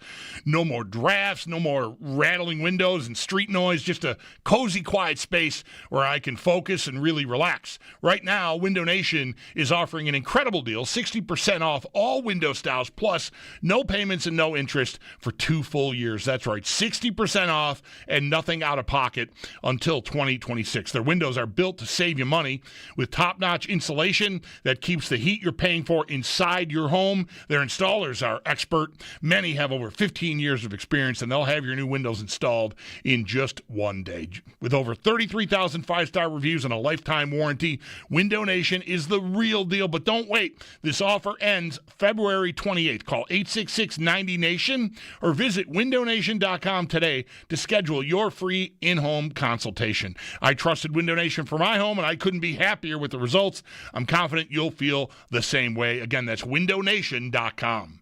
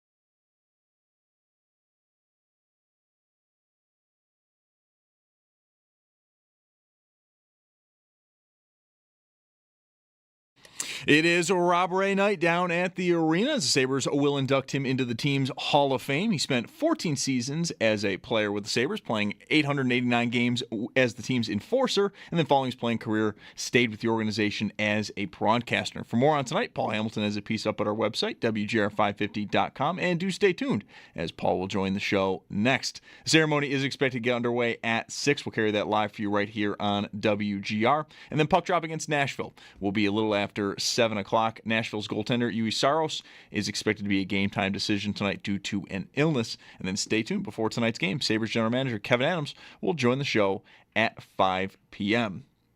Offense coordinator hirings in the NFL. Tampa Bay is promoting passing game coordinator Josh Grizzard, while the Jets go with Lions passing game coordinator Tanner Ekstrand. And then in college hoops, Battle of the Bridge, Niagara is on the road versus Canisius. Tip-off at 7, and that'll be over on AM 1400. It's Paddock Chevrolet Sports Headlines. Kickoff 2025 of the new Chevy from Paddock. I'm Zach Jones for WGR Sports Radio 550.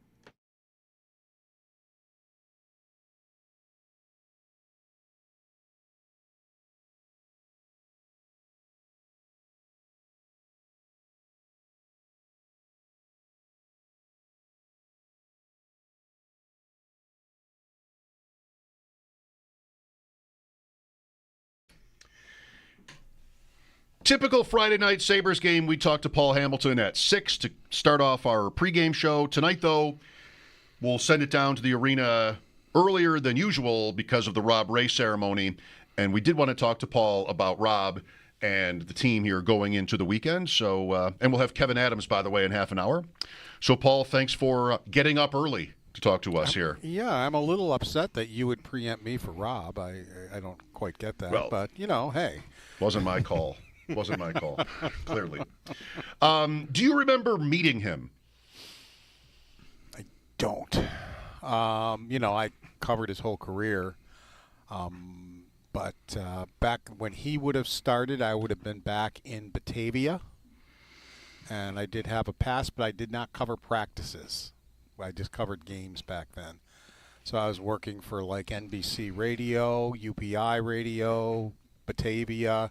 But I'd only be at games. So the only time I ever would have seen him or covered him back then would have been after games. Just games. Yeah. And then in 93, I believe, I took over the Sabres beat, GR, and that's when I was doing it full-time, practices, games. So I would have got to know him better then. I wonder if you could remember then, like, a first impression that he made. Like, when I met Rob I had spoken to him before, but when I met Rob for the first time, I was intimidated. He's Rob Ray. I was physically intimidated by him. And, we all know how he likes to accentuate that in certain situations right. With people. So use that to his advantage if he can. Right. Well, I was never intimidated because I learned quickly in this business. My first interview as an intern ever was in the Yankees clubhouse, and Lou Piniella was signing baseballs. And I was assigned to do a feature. Being an intern, I couldn't be on the air, but I was going to get the interview, write the feature, and then Bill Rosinski, who I think you folks probably know, was going to voice it up. And I just stood there, politely waiting for Lou to acknowledge my presence as he's looking down signing, and he just goes into a rampage like, are you going to just stand there blank, or are you going to ask me a blank question? And this is my first interview ever, and I just how I ever got a question out of my mouth, I'll never know. But somehow a question came out, and he answered it, and he gave me a great interview, and he never looked at me once. Oh. But he gave me a great interview, so that's how I was indoctrinated into this career. So what a start. Yeah. And you learn with Rob Ray, especially Rob as I know him now, if you don't go head-to-head with him, like if he busts your chops and you don't bust him right back, he's got you, and he knows it. And he'll respect you. If you come back at him, he'll love it, and he'll respect you, and that's the way our relationship always was and always is. And, no, he was great. I remember, too, he had no problem of sitting in front of his locker naked doing interviews. None. No problem whatsoever. There was a different era back then. Neither did Lou Piniella, from what I've heard. Boy, you really paint a picture here, Paul. Thanks. Yeah, but it was a different era back then, so it's not like it is now, so don't get too wild about it or whatever, folks who are listening. But he probably would be the only one that would do that, and I think he kind of did it on purpose, just to be Rob. Rob's Rob, And, he didn't do it for, after a while he stopped that. But, that was one of my first impressions thinking, nobody else is in here doing that. But, okay, let's do our interviews. Yeah. How much would you say, did he lean on you as he became a broadcaster at all? Did you guys get close then when he first started, or has that just sort of evolved over time as you've been traveling together all these years? When he started being a broadcaster, we became friends, and we talk very often, and he'll ask my opinion about games, players, or whatever. Very often it's the same. Sometimes it's not, and then we'll discuss why we have different opinions. He has always respected, shown me great respect, and I've always shown him great respect in between. Like, if people are sitting in a room with Rob and I, they would think we hate each other. Sure, yeah. But there is respect there of, he respects my knowledge of the game. I, of course, respect his knowledge. And there are a lot of things where Rob, explain to me this. I don't get it. Or explain to me why there's no talking on the bench. Was there talking on the bench there, and does it matter? Just things like that where, you have to have been there to know. And he helps me a lot with that kind of stuff. I wouldn't say this is across the board true, but Rob, to me, in my experiences with him, has always struck me as the kind of person that if he is not making fun of you, it's because he doesn't like you. Yeah, exactly. That's exactly right. And you're one of the boys if he's making fun of your ties or whatever it is he might be making fun of. And he's always kind of handy, too, because he's the guy, and I know you probably have noticed this, as soon as he walks up to you, he looks up and down. He scans your whole, yes. He's always giving you the 1-4. Yeah. So, if your fly happens to be down or something, he'll notice it immediately. So you're not walking around all night, with your shirt hanging out of your fly or anything like that. And or the one time that I had my pants ripped in the back, he let pretty much everybody in the arena know about it, but he also let me know about it because I had no idea. Yeah. So the equipment guy, George, gets his sewing machine out and quickly sews up my pants so I can at least get through the night and throw them out afterwards. What a valuable friend. So, yeah, that's, he can help you out there. Nothing ever gets by him. Like if he's giving you a hard time because you're eating something you shouldn't be eating, so you kind of go hide. Who's the first one around the corner? Oh, look at what you're eating. Every time. I thought you weren't supposed to have ice cream. Yeah. All right. Well, Paul, I know you wrote at WGR550.com about Rob and about his career and really about what he has done since he stopped playing. And he was even doing it while he was playing. But, like, the work that he does not publicize at all. I guess this is a way of publicizing it, and I hope he's okay with that. Because I think it's a part of the reason he's so beloved here is the people. I mean, he's touched a lot of people here outside of just, us cheering for him beating up Ty Domi. Yeah, he has. And he doesn't want to be recognized for it. Ever since he's been a player, it's collecting turkeys and food at Thanksgiving. It's collecting toys to make sure they have enough so he and the Buffalo Police Department go out on Christmas Eve to make sure underprivileged children have toys to open. Things like that. And you don't see TV cameras there. He doesn't want them to know. He doesn't want to be recognized for it. As he's told me many times, back at Sterling, Ontario, when somebody needed help, it wasn't, I don't want to do that. It's get in the car, we're going over there because they need help. And that's the way he was brought up. And that's what he's brought to Western New York, whether it's visiting children in a hospital or whatever it may be. He's always giving. I put in the article some of the things he's done for me when I needed surgery. He just walks up and says, what time you want me to pick you up tomorrow? Because, by that time my wife is gone and I'm basically here by myself. And I go, oh, don't worry about it. I'll figure it. He goes, I didn't ask for you to argue with me. I asked you what time you wanted me there. And, he took me, picked me up. Next day, he brought me home. Now, of course, I didn't invite him in. I didn't even think of it. I heard about that for about 3 years. I bring you up, and you got to have the full Rob Ray experience. I saw that paneling you have downstairs. He goes, "When did you put that up? In 1952?" But he goes, "Of course you didn't invite me in." That kind of stuff. So you need the full Rob Ray experience around it. I talked about I was getting ripped off by some guy who somebody recommended to me who was going to charge me double what they charged my friends to power wash my house. I mentioned it to Rob. If he knew anybody, 4 months later, he shows up with his power washer.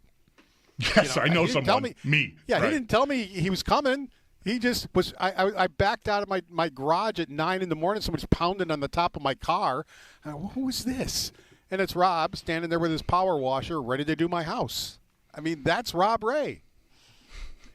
And to bring everyone down, the Sabres 7 points toward the bottom of the standings, right. And there is a game tonight against a Nashville team that has the same number of points. I got through like a 25-minute conversation with Rob on Wednesday without talking about the team once. Sorry. It's Paul and the games tonight. What is sort of the motivation right now? There's only a few games here before a 2-week break. They're so far down in the standings. Paul, tonight will be special with the ceremony, but in terms of the play of the team, they are coming off a pretty nice win. Yeah, and they haven't quit. I mean, against Calgary and Edmonton, they played very well. The only reason they lost to Calgary is they went 0 for 6 in the power play and gave up 2 short-handed goals. Other than that, and it still was 3-2 late in the third period. It got to be 5-2 on 2 empty net goals. But 5-on-5, they were the better team. They played pretty well. They already had beaten Vancouver where they played well. They played awful in Seattle. That was the first game. And then they go to Edmonton. Same deal. It's 2-2 in the third period. That anybody's game. I mean, they had 151 shot attempts in Calgary and Edmonton alone in 2 games. But they only scored 4 goals.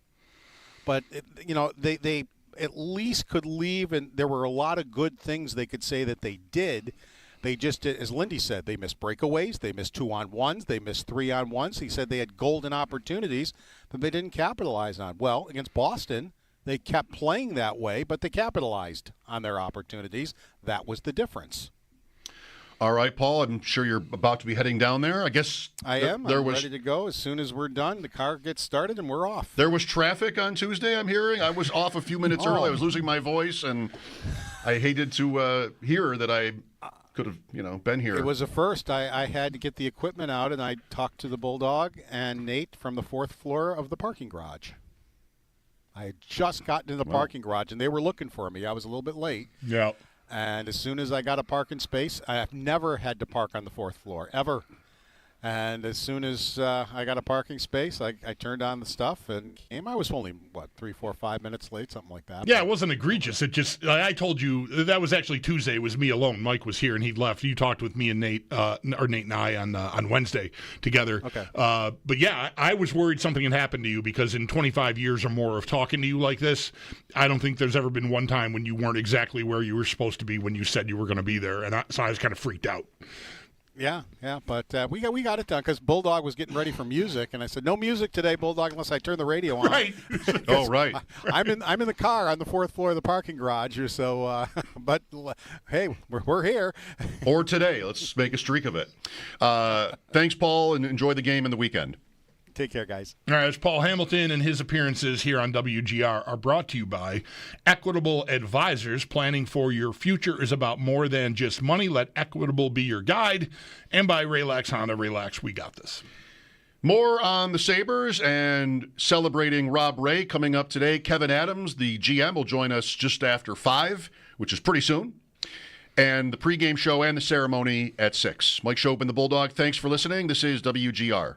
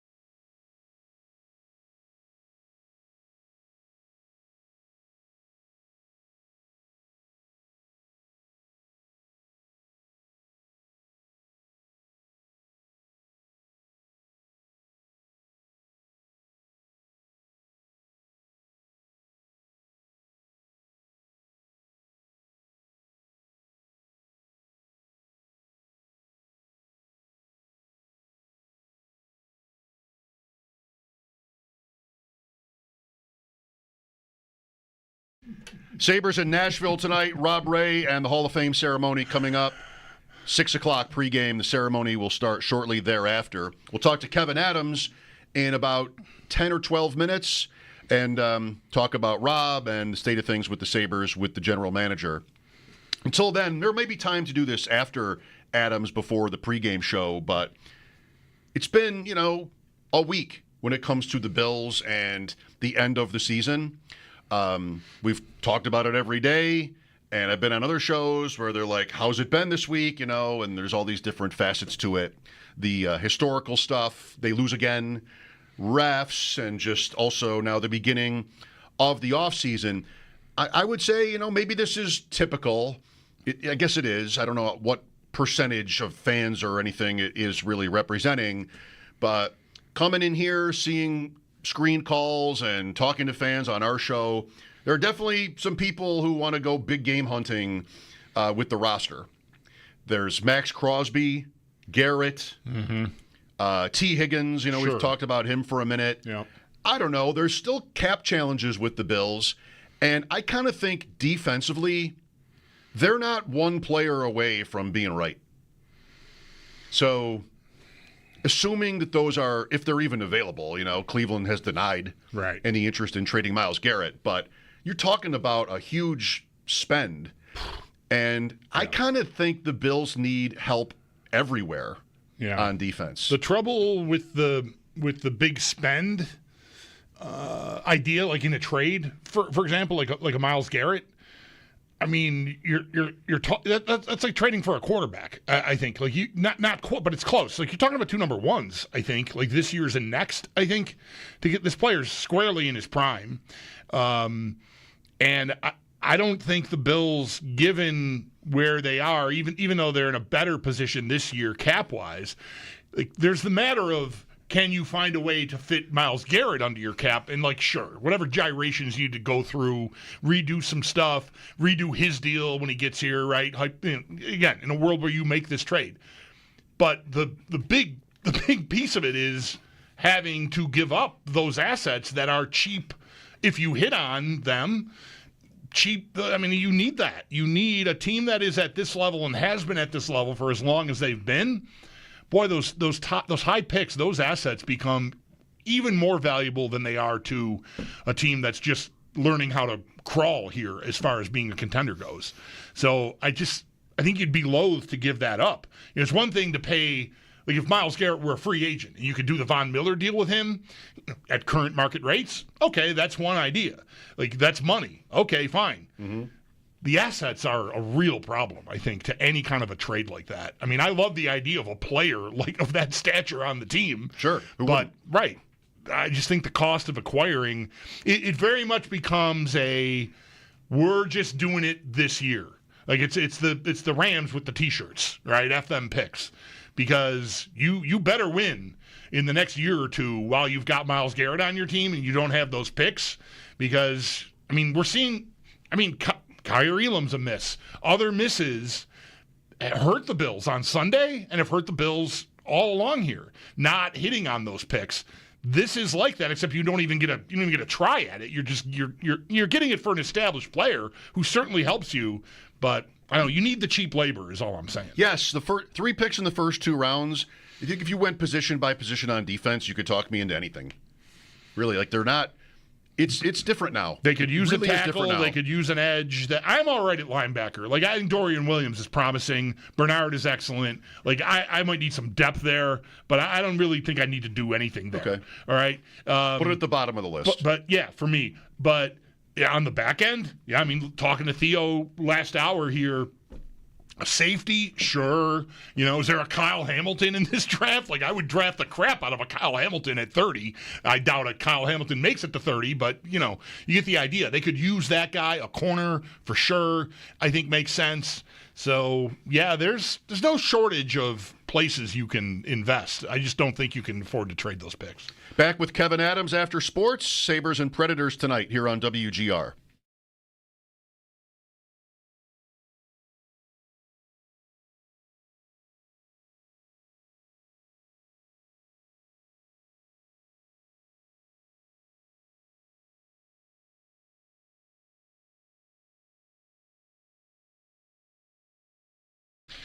Folks, it's Bulldog here. Super Bowl 59, one game, two teams, endless possibilities, and there's no better way to make every play more exciting than with FanDuel Sportsbook. Whether you're predicting the first touchdown, who will take home the MVP trophy, or the coin toss, FanDuel makes it easy to place your bets and feel the thrill of every moment. With live betting all game long, you can jump into the action, adjust your bets, and ride the wave of excitement from kickoff to the final whistle. Plus, to make the Super Bowl even sweeter, new customers can score $200 when you make your first bet. Just place a $5 bet, and if you win, you'll get $200 in bonus bets. Download the app or head to FanDuel.com/Bulldog and bet with FanDuel, official partner of Super Bowl 59 and WGR. Must be 21 plus and physically present in New York. First online, real money wager only. $5 first deposit required. Bonus issued is non-withdrawable bonus bets, which expire 7 days after receipt. Restrictions apply. See terms at sportsbook.fanduel.com. For help with a gambling problem, call 1-877-8-HOPE-NY or text HOPE-NY.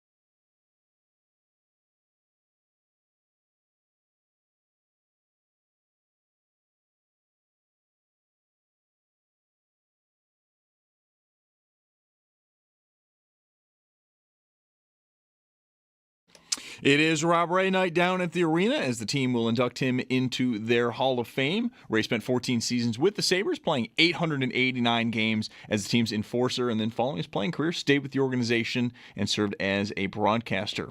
For more on tonight, Paul Hamilton does have a piece up at our website, WGR550.com, and the ceremony is expected to get underway a little after 6 o'clock. We will carry that live right here on WGR. And then puck drop against Nashville tonight will get going just a little after 7. And stay tuned before tonight's game. Coming up next, Sabres general manager Kevin Adams will join the show.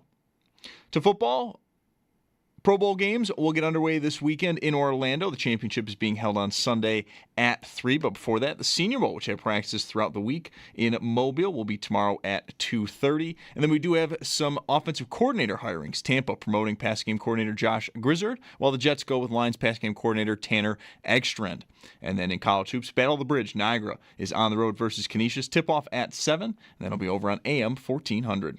It's Paddock Chevrolet Sports Update. Kickoff 2025 of the new Chevy from Paddock. I'm Zach Jones for WGR Sports Radio 550.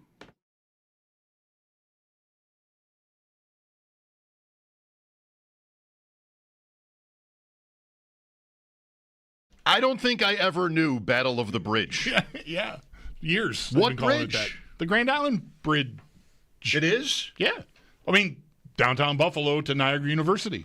Well, I know. I'm quite familiar. There are two. I'm aware, yeah. But it's not like they're connected. But I would like to know more, the origin of that tradition or nickname. It's been quite, since they both have been playing in the same, yeah, it's been quite a while. I don't You missed remember, a lot. I don't remember ever hearing that. Yeah.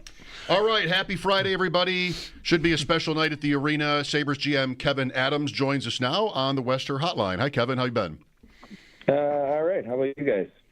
Pretty good.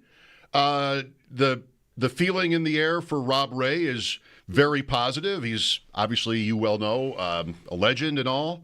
And I asked Paul Hamilton this earlier, like, do you remember meeting him? And Paul couldn't exactly. He was a reporter, but right starting around that time, around the Sabres. How about you? Would it have been on the ice? Was your first meeting with Rob Ray maybe in the 99 playoffs or something? Or do you have another story? Well, you know what? It's an interesting question, but I probably have different phases of my life knowing Rob Ray. We all do, Kevin. Yeah, a lot of Buffalo does. He broke in the league when I was late in high school, and so I kind of remember Razor as the young guy fighting a lot, and it was fun. And but then shortly after that, I'm drafted in the NHL. And I shared a same agent with Pat LaFontaine. So in the summer, I would work out with Pat, and then I would go skate with the Sabre guys, and Razor was there. So I think that's really where I first met him. And that's when he would, he'd give me a hard time, and he'd tell me I was an American punk, and he was going to get me when I got to the league someday. And then in 99, I'm playing against him in the conference finals. And then, and you kind of go through our careers playing against each other. And, we've always been friends. And then now the last 15 years kind of post-playing for both of us, know each other in different ways, spent a lot of time with him talking about our families, so it's over 30 years, different types of relationship, but it's a special night here. It'll be a lot of fun. It's not hard for me to imagine him giving you a world of crap on the ice, wearing a Leaf sweater, being from Buffalo, finger quotes around Buffalo, right? Yeah, but yeah. Yeah, no, that's there was a lot of talking out of him, and I was smart enough to know that I wasn't going to talk back to Razor too, so that I can definitely give myself credit that I wasn't going. Although my line mate was Ty Domi, so I kind of had free reign to almost do anything I wanted out there, and I was protected. I did wonder too if you had a particular story or perspective on Ray Domi from the Toronto bench. I mean, I wonder just what was said about the two guys, or what was said about Rob there from the other side. If there was anything that you remember that was interesting. Well, for sure. I mean, there was, people don't realize there was a natural mutual respect between those two. They had known each other a long time. I mean, playing against the Sabres, for me and my teammates, Razor's name was always circled as you better know when he's on the ice because he's going to get you if you don't. And but I can tell you guys, I was on the ice a few times for some of the Ray Domi fights, and I was, within feet away, and those guys, the fist off each other's face, and just witnessing it that close, I mean, honestly, it was. I was like, yeah, I'm glad I'm not a fighter because I don't want to do that. Right. That was a pretty scary stuff. Those two. Yeah. Talking about sharing agents, I think the story is Rob and Ty Domi shared an agent when they were going to the draft. Like they rode to the draft maybe together or something, or shared a room. Like they go all the way back. The Sabres did a nice job with a documentary about them recently. Yeah, I think I've heard that, and I think that's what makes this a special night for the organization. There's so much that he's done, on the ice and the history, but also off the ice in the community, and it's actually it's fun for our organization to be able to celebrate him. And this is the first time in a few years now that Kim Pegula is coming to the game. She's excited awesome to be here. She's going to be sitting with Terry during the ceremony, and to have her here, I just think it's special. It'll be nice for them. Ryan Miller and several other former players as well. There's a long list, like 40-some players, I think I saw. Yeah, a lot of alumni, and I think that is another thing. When you play long enough, it's amazing how many players come and go in organizations, and you look at the alumni list of guys that he would have played with in the beginning of his career, right? And then guys at the end, and it spans a long time. And I'm glad Razor deserves this. It'll be special, and I know it means a lot to him. And this morning was nice having Terry around, and a little bit of a ceremony this morning. Just you could see it in Razor's eyes. Like, he's a tough guy, but I don't care how tough you are. It's emotional, and it's an honor when you get something like this. Boy, talk about deserving it. Kevin, when it was announced, and I say this with no judgment towards anyone who is in charge of this sort of thing, when it was announced he was going into the Sabres Hall of Fame, I was like, he's not already in it? It was my first reaction, honestly. Probably similar to a lot of people, yeah. And it'll be fun, but hopefully we'll back it up with a good effort on the ice. How about Mario? Rob scored on his first shift in Pittsburgh, his first game in the league. Mario was on the ice. Isn't that Rob's story, Bulldog? I think so. Can we get him for this? Probably late now. Rob Ray scored on his first shift in the NHL. Yes. He had a goal. I can't wait to see that highlight. And by the way, the Game 4 in the '99 Conference Finals that Razor sent me.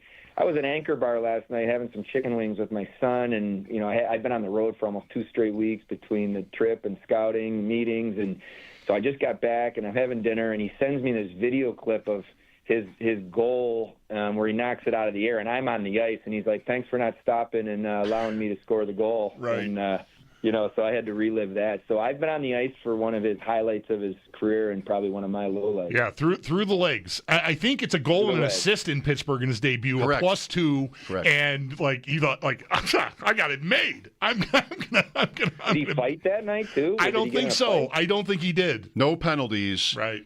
He scores, and he also assists on a goal scored by Kevin McGuire. In fact, I think maybe Dave Brown is on that Pittsburgh team, and Rob has told us the story a few times, and I think Brown was chasing him around, and Rob was Brown. like, Rob Brown, thank you. And Rob was like, I'm not fighting you. I got a goal and an assist. Get out of here. Yeah, I'm a goal scorer. Right. It would have been fitting if he had started his career with a Gordie Howe hat trick. Yes, that would have been a pretty good way of him, stamping himself as an NHL player. To think he didn't because he didn't fight. Right. Exactly. How many other games did he have in his career where he had a goal and an assist? Probably not that many. Barrasso is the goalie, by the way. Might be one, by the way. It might be one. So, Kevin, you say you've been on the road a lot. What's that been like with the team, away from the team, scouting? What kinds of things? Yeah, I was on our trip out west, and then I flew from Edmonton I stopped home for a few hours, and then went to Florida. We did our mid-season amateur scouting meetings. I was also, before that, I was a World Junior, so I've just been on the road quite a bit. From this time of year, I start to ramp up my own amateur scouting just when I can, but then we had our pro scouting meetings before that, so then there's some extra scouting that I'll do from the NHL side. So just a busy time of year, but that's why I say it's been almost 2 straight weeks on the road for me. The juniors, too, this goes back a little bit. I'm not sure we've spoken to you since then. Hellenius in the juniors. I mean, there were some good moments for some Sabres prospects. Yeah, I think we had 6 guys in the World Juniors, and 2 of them ended up winning the gold medal. And Hellenius was pretty special in that tournament. Wahlberg had a really good tournament.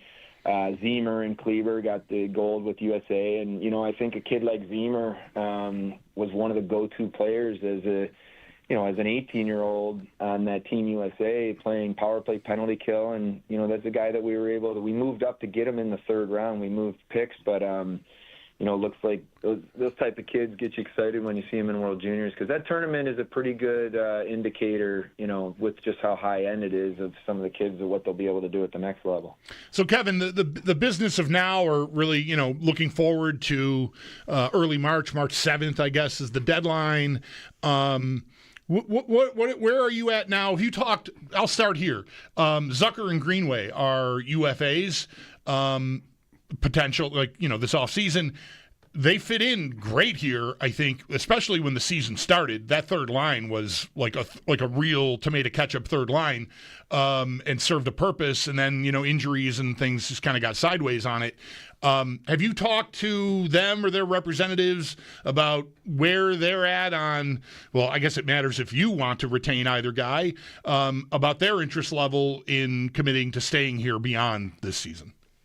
Yeah, I've connected with both of them, their agents, and these are two guys that we think are important. We'd like to have both of them back. I sat down with Jason Zucker in Seattle, just the two of us, and just talked about where he's at and where he sees himself fitting in, and I like to have those conversations. And then I actually had a couple-hour meeting with his agent in person out there, and he reiterated that, he thinks that we can do something special here. He wants to be part of it. And I reiterated to him that we'd like to keep him, and let's try to figure it out. So for both those guys, we'd like to move forward and try to find a way to get a deal done. And if we can't, it has to work for both sides. But that's why you start these conversations early, and hopefully we'll be able to work something out. But if we can't, then we'll have to, go from there. But our intention would be to bring them both back.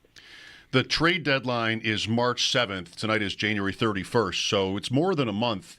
Do you have some sort of formula in your mind, whether it's like specific or just generally for where you need to be? I mean, you're pretty far back here, but I doubt you would say, you're already sort of 100% over in that mode, right, with the deadline in mind here. So how do you look at, plus you got a couple weeks off. There's not as many games as you might like to try to figure that out.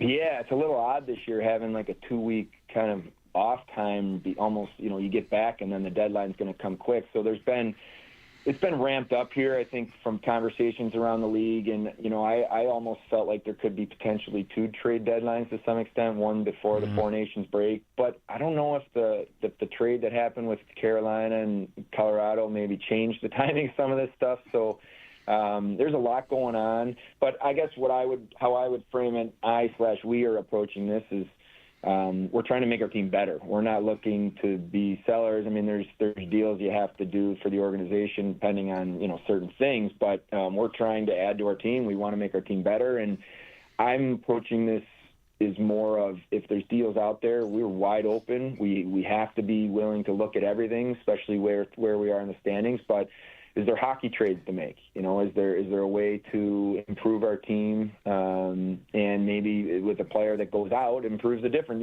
Kind of similar to what we did last year with the Middlestat Byram. It's a hockey trade. They're not easy, that's for sure. They're a lot of work, but those are the conversations I'm having more than maybe in the past 2-3 years ago, where it was a little bit more focused on, okay, let's accumulate assets and just try to build that up. We've had a lot of draft picks, we have assets, we have a pipeline. In my opinion, that's very strong. So let's try to figure out hockey trades if they're out there and make our team better. My entire intention is about trying to make our team better right now and into the future. Yeah, Byram is a good and obvious example of that. Just a year ago, where are you at on him? By the way, and Bulldog and I are looking at the roster, trying to figure out what the plans might be. And I wonder if he is at a level where, and it was Chris who said this earlier on the show, to give him credit, where he might end up money-wise around where Power is. And now you've got reports that the cap is going to shoot up here in a couple of years. And that would be 3 very highly paid defensemen if you were to end up there with Byram. So that are all left-handed, too, by the way. That are all left-handed. For what it's worth. Yeah, it's a tricky thing with the left shots. I guess we did talk a lot about this before acquiring Byram, that he does prefer his right side, and he's been playing in the right side with Rasmus. even from an analytics standpoint, there's times that, Power's numbers actually look better on the right side and the left side. So I think, we want to try to continue to work on that. It's not ideal to have, when Samuelson's in that group, to have 4 left shots in your top 4. Ideally, you'd like at least a righty in there, so it's something we talk a lot about. But in terms of both specifically, he's very comfortable on the right side. I think, to me, he's been a bright spot this year in a very disappointing season with where we are up to this point. He's been a guy that I think has been extremely competitive. He's a leader in terms of the room. He's won a Stanley Cup. He's got some natural just leadership instincts and some moxie. He goes on the ice with some swagger and backs it up with how hard he plays. So he's a guy that we like a lot. His contract's up, but he still is restricted. So there's, it kind of changes the dynamic. But that'll be a guy we'll definitely be working hard to figure out a way to get him signed and keep him a Sabre. You mentioned him as a bright spot. Yuri Kulich hasn't been here all year, but certainly recently it has to be that his play has been a bright spot. Yeah, I'll say this. I think I'm sure you guys have watched him a little bit here as he was in Rochester, and some of the elite traits he has, you guys are seeing now at the NHL level in terms of his ability to shoot the puck. And he's one of those rare kids that, NHLers can all shoot the puck, but he can shoot the puck even if it's in his feet, if it's, in front of him, behind him. He's just got an elite shooter. He's a strong, powerful, explosive kid. But what I've actually been really happy with is his play on both sides of the puck. You think of Peterka's second goal the other night, the play he made defensively to create the turnover. He's really committed to playing a 200-foot game, and sometimes young centermen, it's hard. They sacrifice offense if they're playing well defensively, or vice versa. If they're going to cheat for offense, then they're sacrificing defensively. And he's really bought in, and I think looks like a true centerman. And Tage moved to the wing when he was a little banged up and he was struggling to really just couldn't even take face-offs. We moved him over there to kind of free him up. And then, he's played really well, and Yuri stepped in, and so we haven't wanted to mess around with that. And, we're excited about where he's at. All right, Kevin, good luck tonight. Should be special, as we've talked about here, as the Sabres honor Rob Ray. Thanks for your time. Yeah, thanks, guys. Appreciate it. Mm-hmm. Kevin Adams on the Wester Hotline, 6 o'clock pregame coverage for tonight's action, with the ceremony scheduled to start just a few minutes after that, I think. That's what I'm hearing. Yes, 6:05, I think, is the start time. So they're encouraging folks, obviously, to get in the seats in time to see that. And, yeah, I think they have of late. I mean, it's obviously the season is almost a bottomless pit of frustration. One thing that they have been doing really well for the last few years now, it's not just recent, it goes back, I think, maybe 3-4 years, is nailing this stuff. So, the thing about Ryan Miller's night was really, really nice. Rick was really, really nice. The Kids' Day stuff, any of this sort of stuff that they do. I'm not talking about the in-game contests and stuff, because some of that's still pretty wonky. But these events they have had buttoned up, and I'm expecting it to be the same tonight for Rob. So, can look forward to a quality ceremony. Is Rob a crier? I don't know that I've ever seen him get really emotional like that. In all the times that I've watched him for years on TV, talked to him over the years, I don't think I've ever gotten anywhere near tapping into anything like that with him, or seeing anyone else do it. So I don't know, but I also he did admit to us, and I'm the same way. He told me on Wednesday when he was on with Nate and I. That no problem talking on camera. How many people? However many people are watching, no problem. Put me in a room with 10 people and a live mic, and panic. And so he's telling you he's nervous, uneasy about having to stand there and talk for a few minutes tonight. So I don't know. Maybe that'll come out, because that's the kind of thing that can get that emotion, even if it's, I don't want to say not appropriate, but just. You're on edge, you're nervous, and that happens to me. I just get emotional at times. It's why is this happening now? I'm trying to just talk to people. I'm just trying, what is happening? So, yeah, I mean, could be a little bit of a high wire act for Rob tonight in that respect. Yeah, I can relate. There have been a couple times that you carry all that stuff around Like the times where you were embarrassed, things like that. Yeah. I remember a couple times in like media rooms where like, why am I shaking? Yeah, right. Why am I just go in the back and call in or something with your question, or just shut up. Right. Well, they have Rob between the benches for his part in the ceremony. Shouldn't that be the setup? Oh, maybe they'll have if they have this a similar dais. I imagine they will, like when they had for Miller with teammates seated on the ice. Maybe they should have a spot for Rob with the penalty box. Just a just wheel a penalty box out there and have Rob sitting there in a penalty box while all the people are talking. That would be maybe a good touch. Maybe.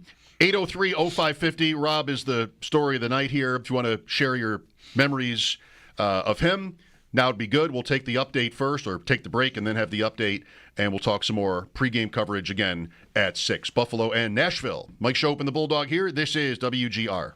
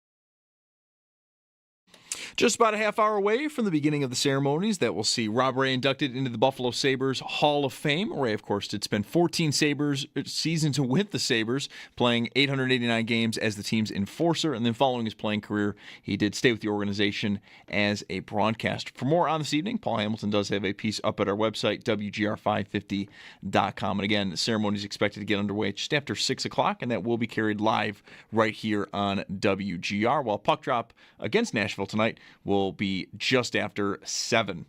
In the NFL, a number of events going on this weekend, starting with the Senior Bowl in Mobile, Alabama, tomorrow at 2:30. The Pro Bowl games underway in Orlando, Florida. The championship will be held on Sunday at 3. And then in college hoops, Battle of the Bridge, Niagara on the road versus Canisius. Tip-off at 7. That game will be over on AM 1400. It's your Paddock Chevrolet Sports Headlines. Kickoff 2025 of the new Chevy from Paddock. I'm Zach Jones for WGR Sports Radio 550.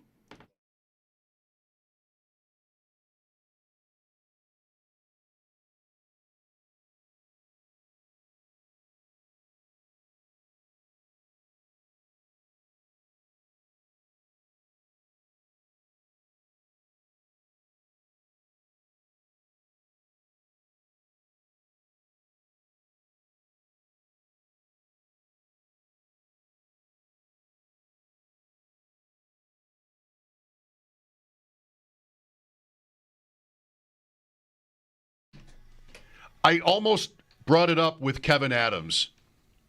We talked pretty long about Rob and those days with the Sabres GM. As time goes by and fighting is just so far removed, like that, I mean, what it was in NHL history, it's just, I don't know, like kind of insane that it ever really was like that. All these years, what is it? 20, 25 years since, where it's just pretty rare. Never is it like everybody. Right. When we were kids, sometimes it was everybody. Before the game even started. Right. Sometimes. It just, right. It is pretty incredible. Think about what you might have thought how the game would evolve once we all knew how they wanted to take fighting out of it. Like, would it just die? It was so inherent to a lot of fans' entertainment, evaluation of the sport. Okay, now imagine imagine a future where there isn't fighting anymore. I mean, hardly ever. What do you think you would think of the sport?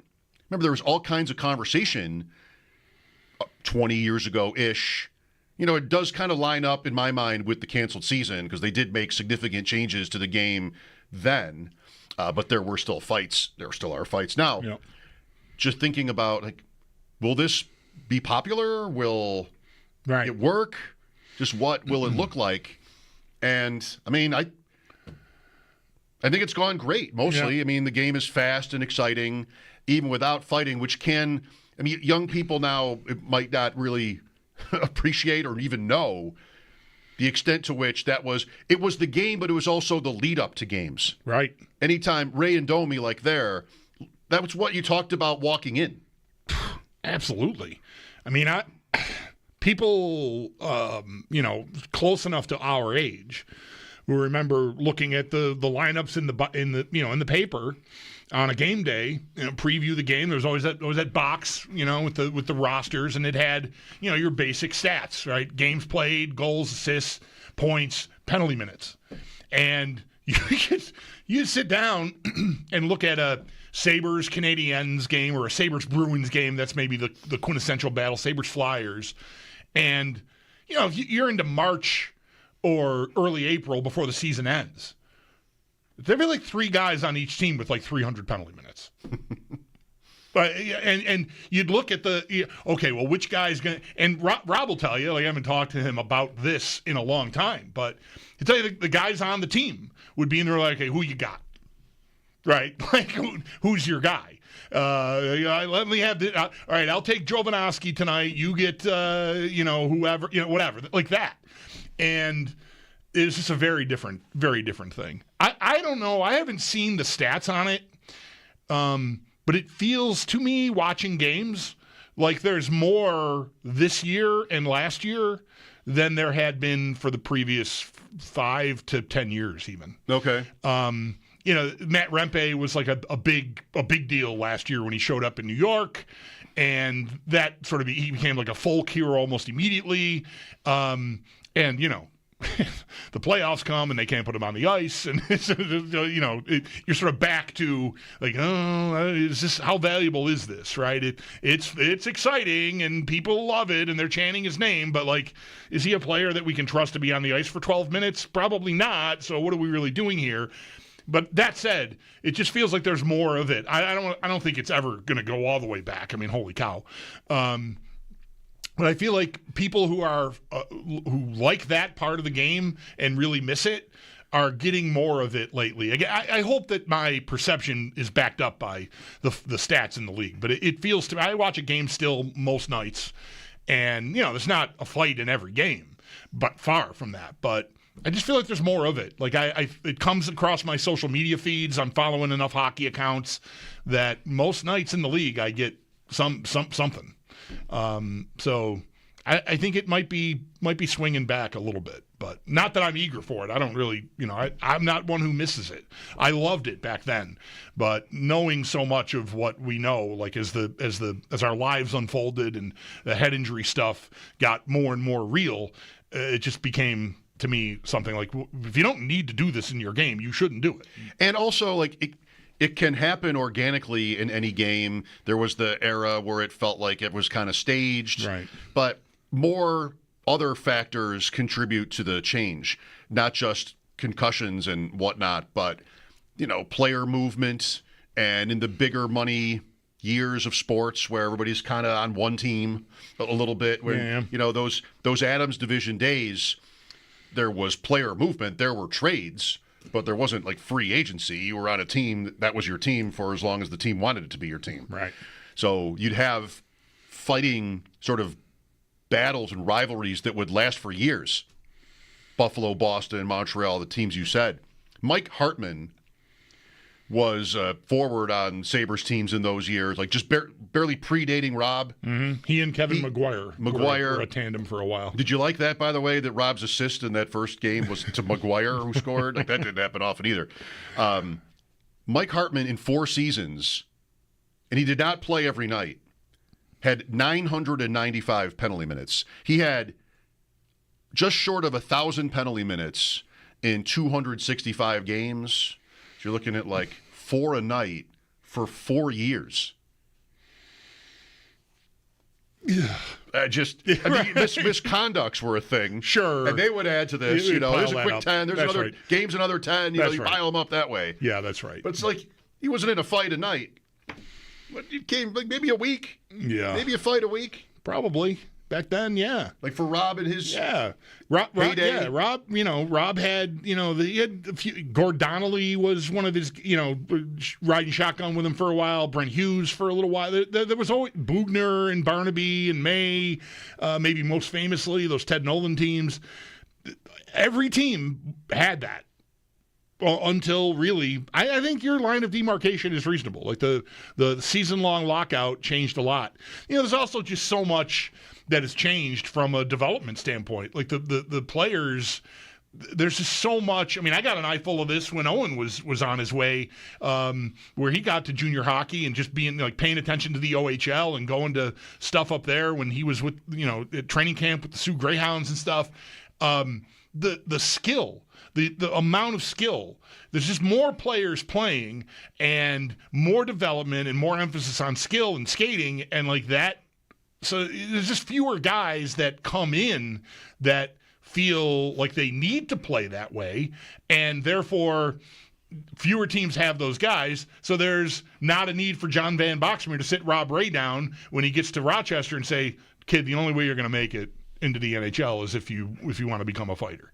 Like, I doubt that conversation happens much in the league. Again, some guys choose to play that way, but I doubt teams are pulling guys aside and saying, you got to be a fighter. It's just a different world.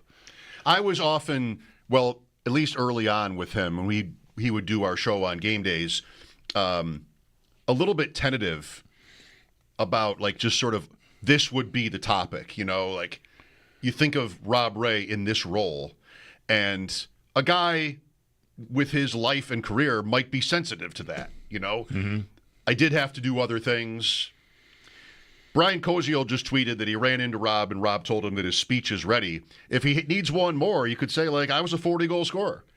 That is exactly how many goals he scored for the Sabres lifetime in the regular season. That's a 40-goal scorer. He's a 40-goal scorer for the Sabres. But, you know, he never came off that way. He would have this conversation. Yeah, comfortably. and I remember when we would have this conversation with him, you know, in sort of like before, you know, going back a few years, I would say, he would say, you don't have to do anything more to get fighting out. It's just gonna happen organically.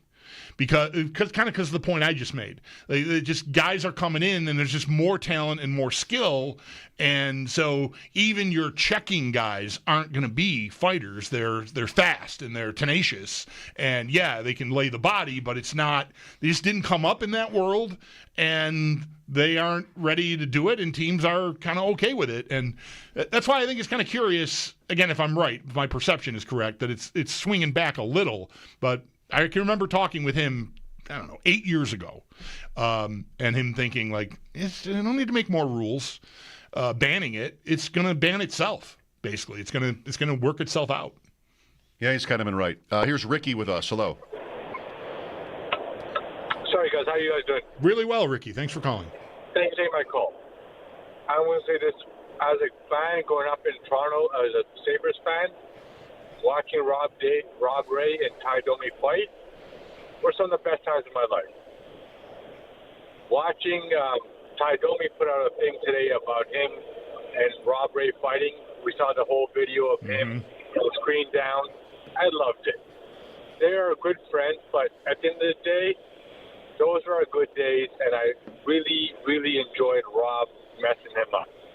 I met Ty Domi a couple times in my life here in Toronto. Great dude, but the stories he tells about Rob make it even better. And that guy deserves everything he gets. He was a guy that we watched back in the day.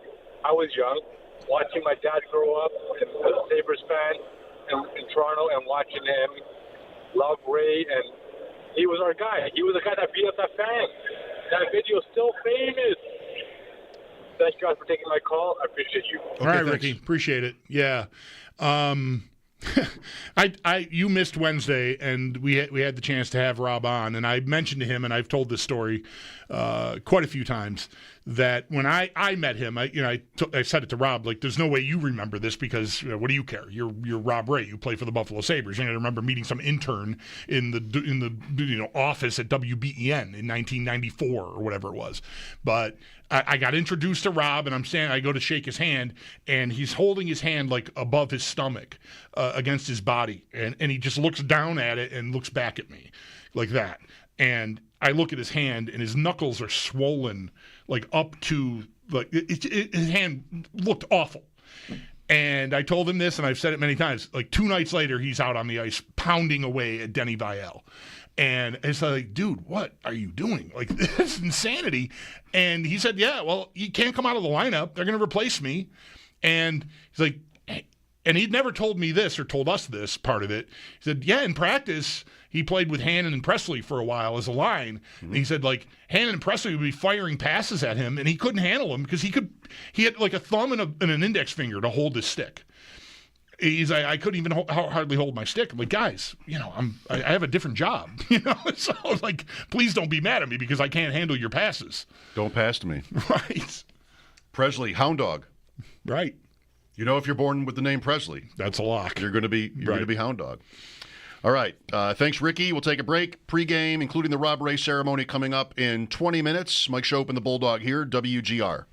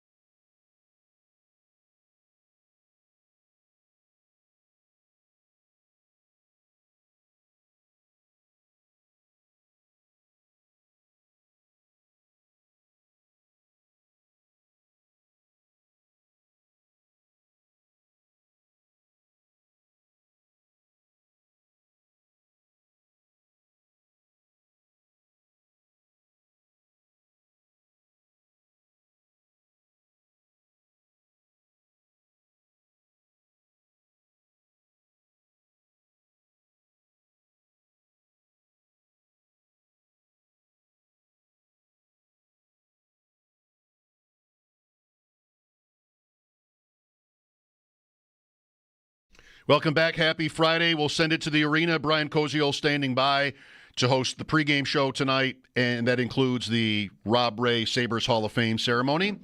Time to squeeze in a call or two before we do that. Let's go to Larry next. Hi, Larry. Hey, guys. How's it going? Good, Larry. Thanks for calling. Great. Yeah, just had two quick Rob Ray stories. The first one, when I was in college, worked at HSBC in the concession stands, and the loudest, I've been to a number of games before that, the loudest I've ever heard that arena was the Toronto series when he scored a goal. I don't even know if it was a meaningful goal or not. I think maybe it was a game winner.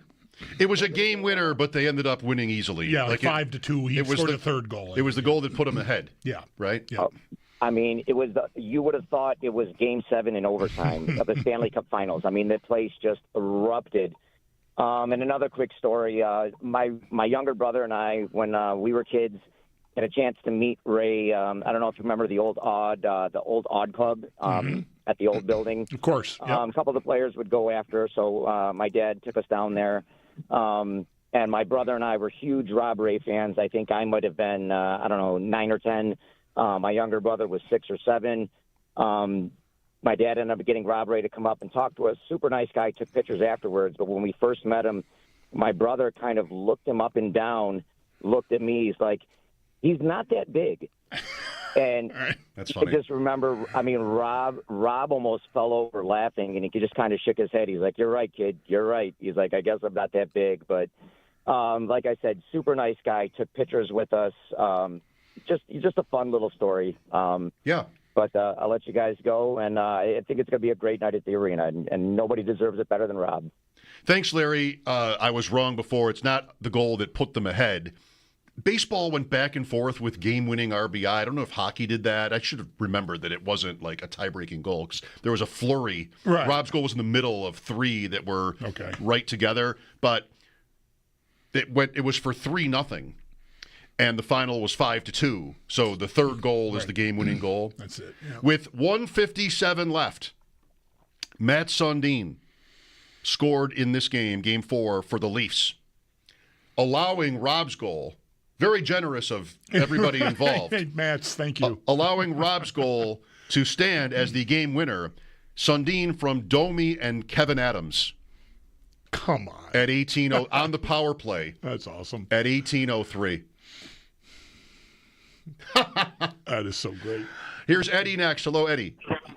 Hey, guys. Thanks for taking the call. Yeah, my Rob Ray story almost tried to get in a couple weeks ago when we were doing this, but it's got a Schopp and Ray connection, which is kind of interesting. So I'm teaching alongside Schopp's sister-in-law, and we had a faculty basketball against the alumni, and Rob used to be kind of a leader of that community there. And I ended up doing an announcing of the game, so I was the play-by-play during the basketball game on the court. And after the game, he came up, and he was just such a great guy. And like you said, he was so friendly and gregarious. And I said, I want to get a picture, for the students and everything. And, we stood there, we're smiling. And I go, no, man, I want a real picture. Well, dude, he reached out so fast, grabbed me by my throat, pulled me in, and that's when they took the picture. My head is like flying backwards. I'm scared to death, and his hand is the size of my face.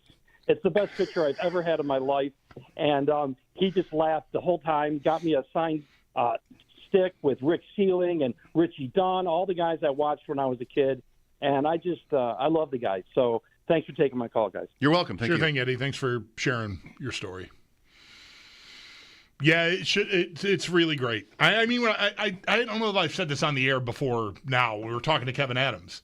I think I maybe told you this off the air at some point. When they announced that Rob was going to the Sabres Hall of Fame, my reaction was genuinely, I can't believe he's not in there already. I've never really. What is it? Like it's the hallway. Yeah, right. But I thought they'd already honored him that way. I guess. I know what you mean. Yeah. It was sort of. It might be something people would like to go to. Yeah. Well, right. Yeah. That. That's an idea. One more thing about tonight before we sign off that is about the game. So the Sabre game notes tell me that, and I looked it up, Rasmus Dahlin is both 1 goal and 1 assist away from tying Mike Ramsey for second in Sabres history for Sabres defenseman goals and Sabres defenseman assists. That's wild that he's one away in each statistic from exactly tying Mike Ramsey. He's played 430 some fewer games. But it's just wild that it would line up. These one away in each could end up the night tied in both. Housley is the easy leader in both categories. Rasmus Dahlin is more than 100 goals short of Housley. One other, did you see this from Sneaky Joe earlier today? If I didn't, I regret it. I don't have it exactly, but penalty. Rob's the all-time Sabre penalty minute leader.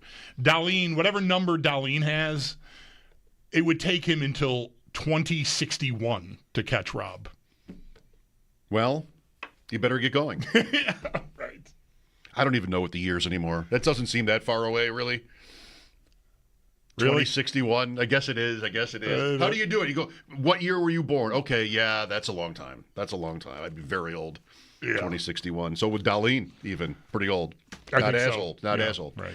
Brian Koziel takes over with the pregame show next. Enjoy the night. Mike Schopp and the Bulldog, WGR.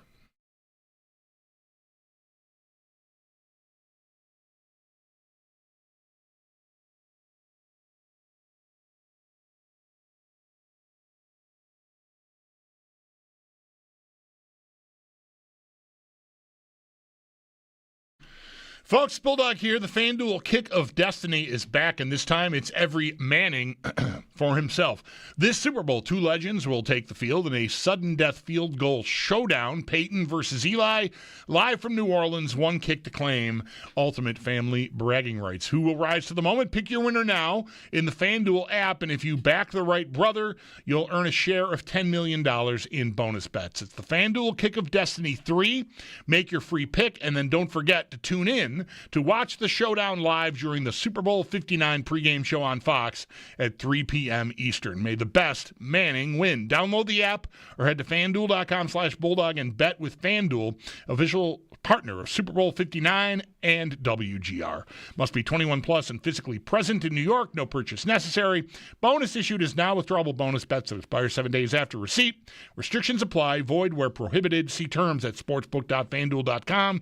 For the gambling problem, call 1-877-8-HOPE-NY or text HOPE-NY.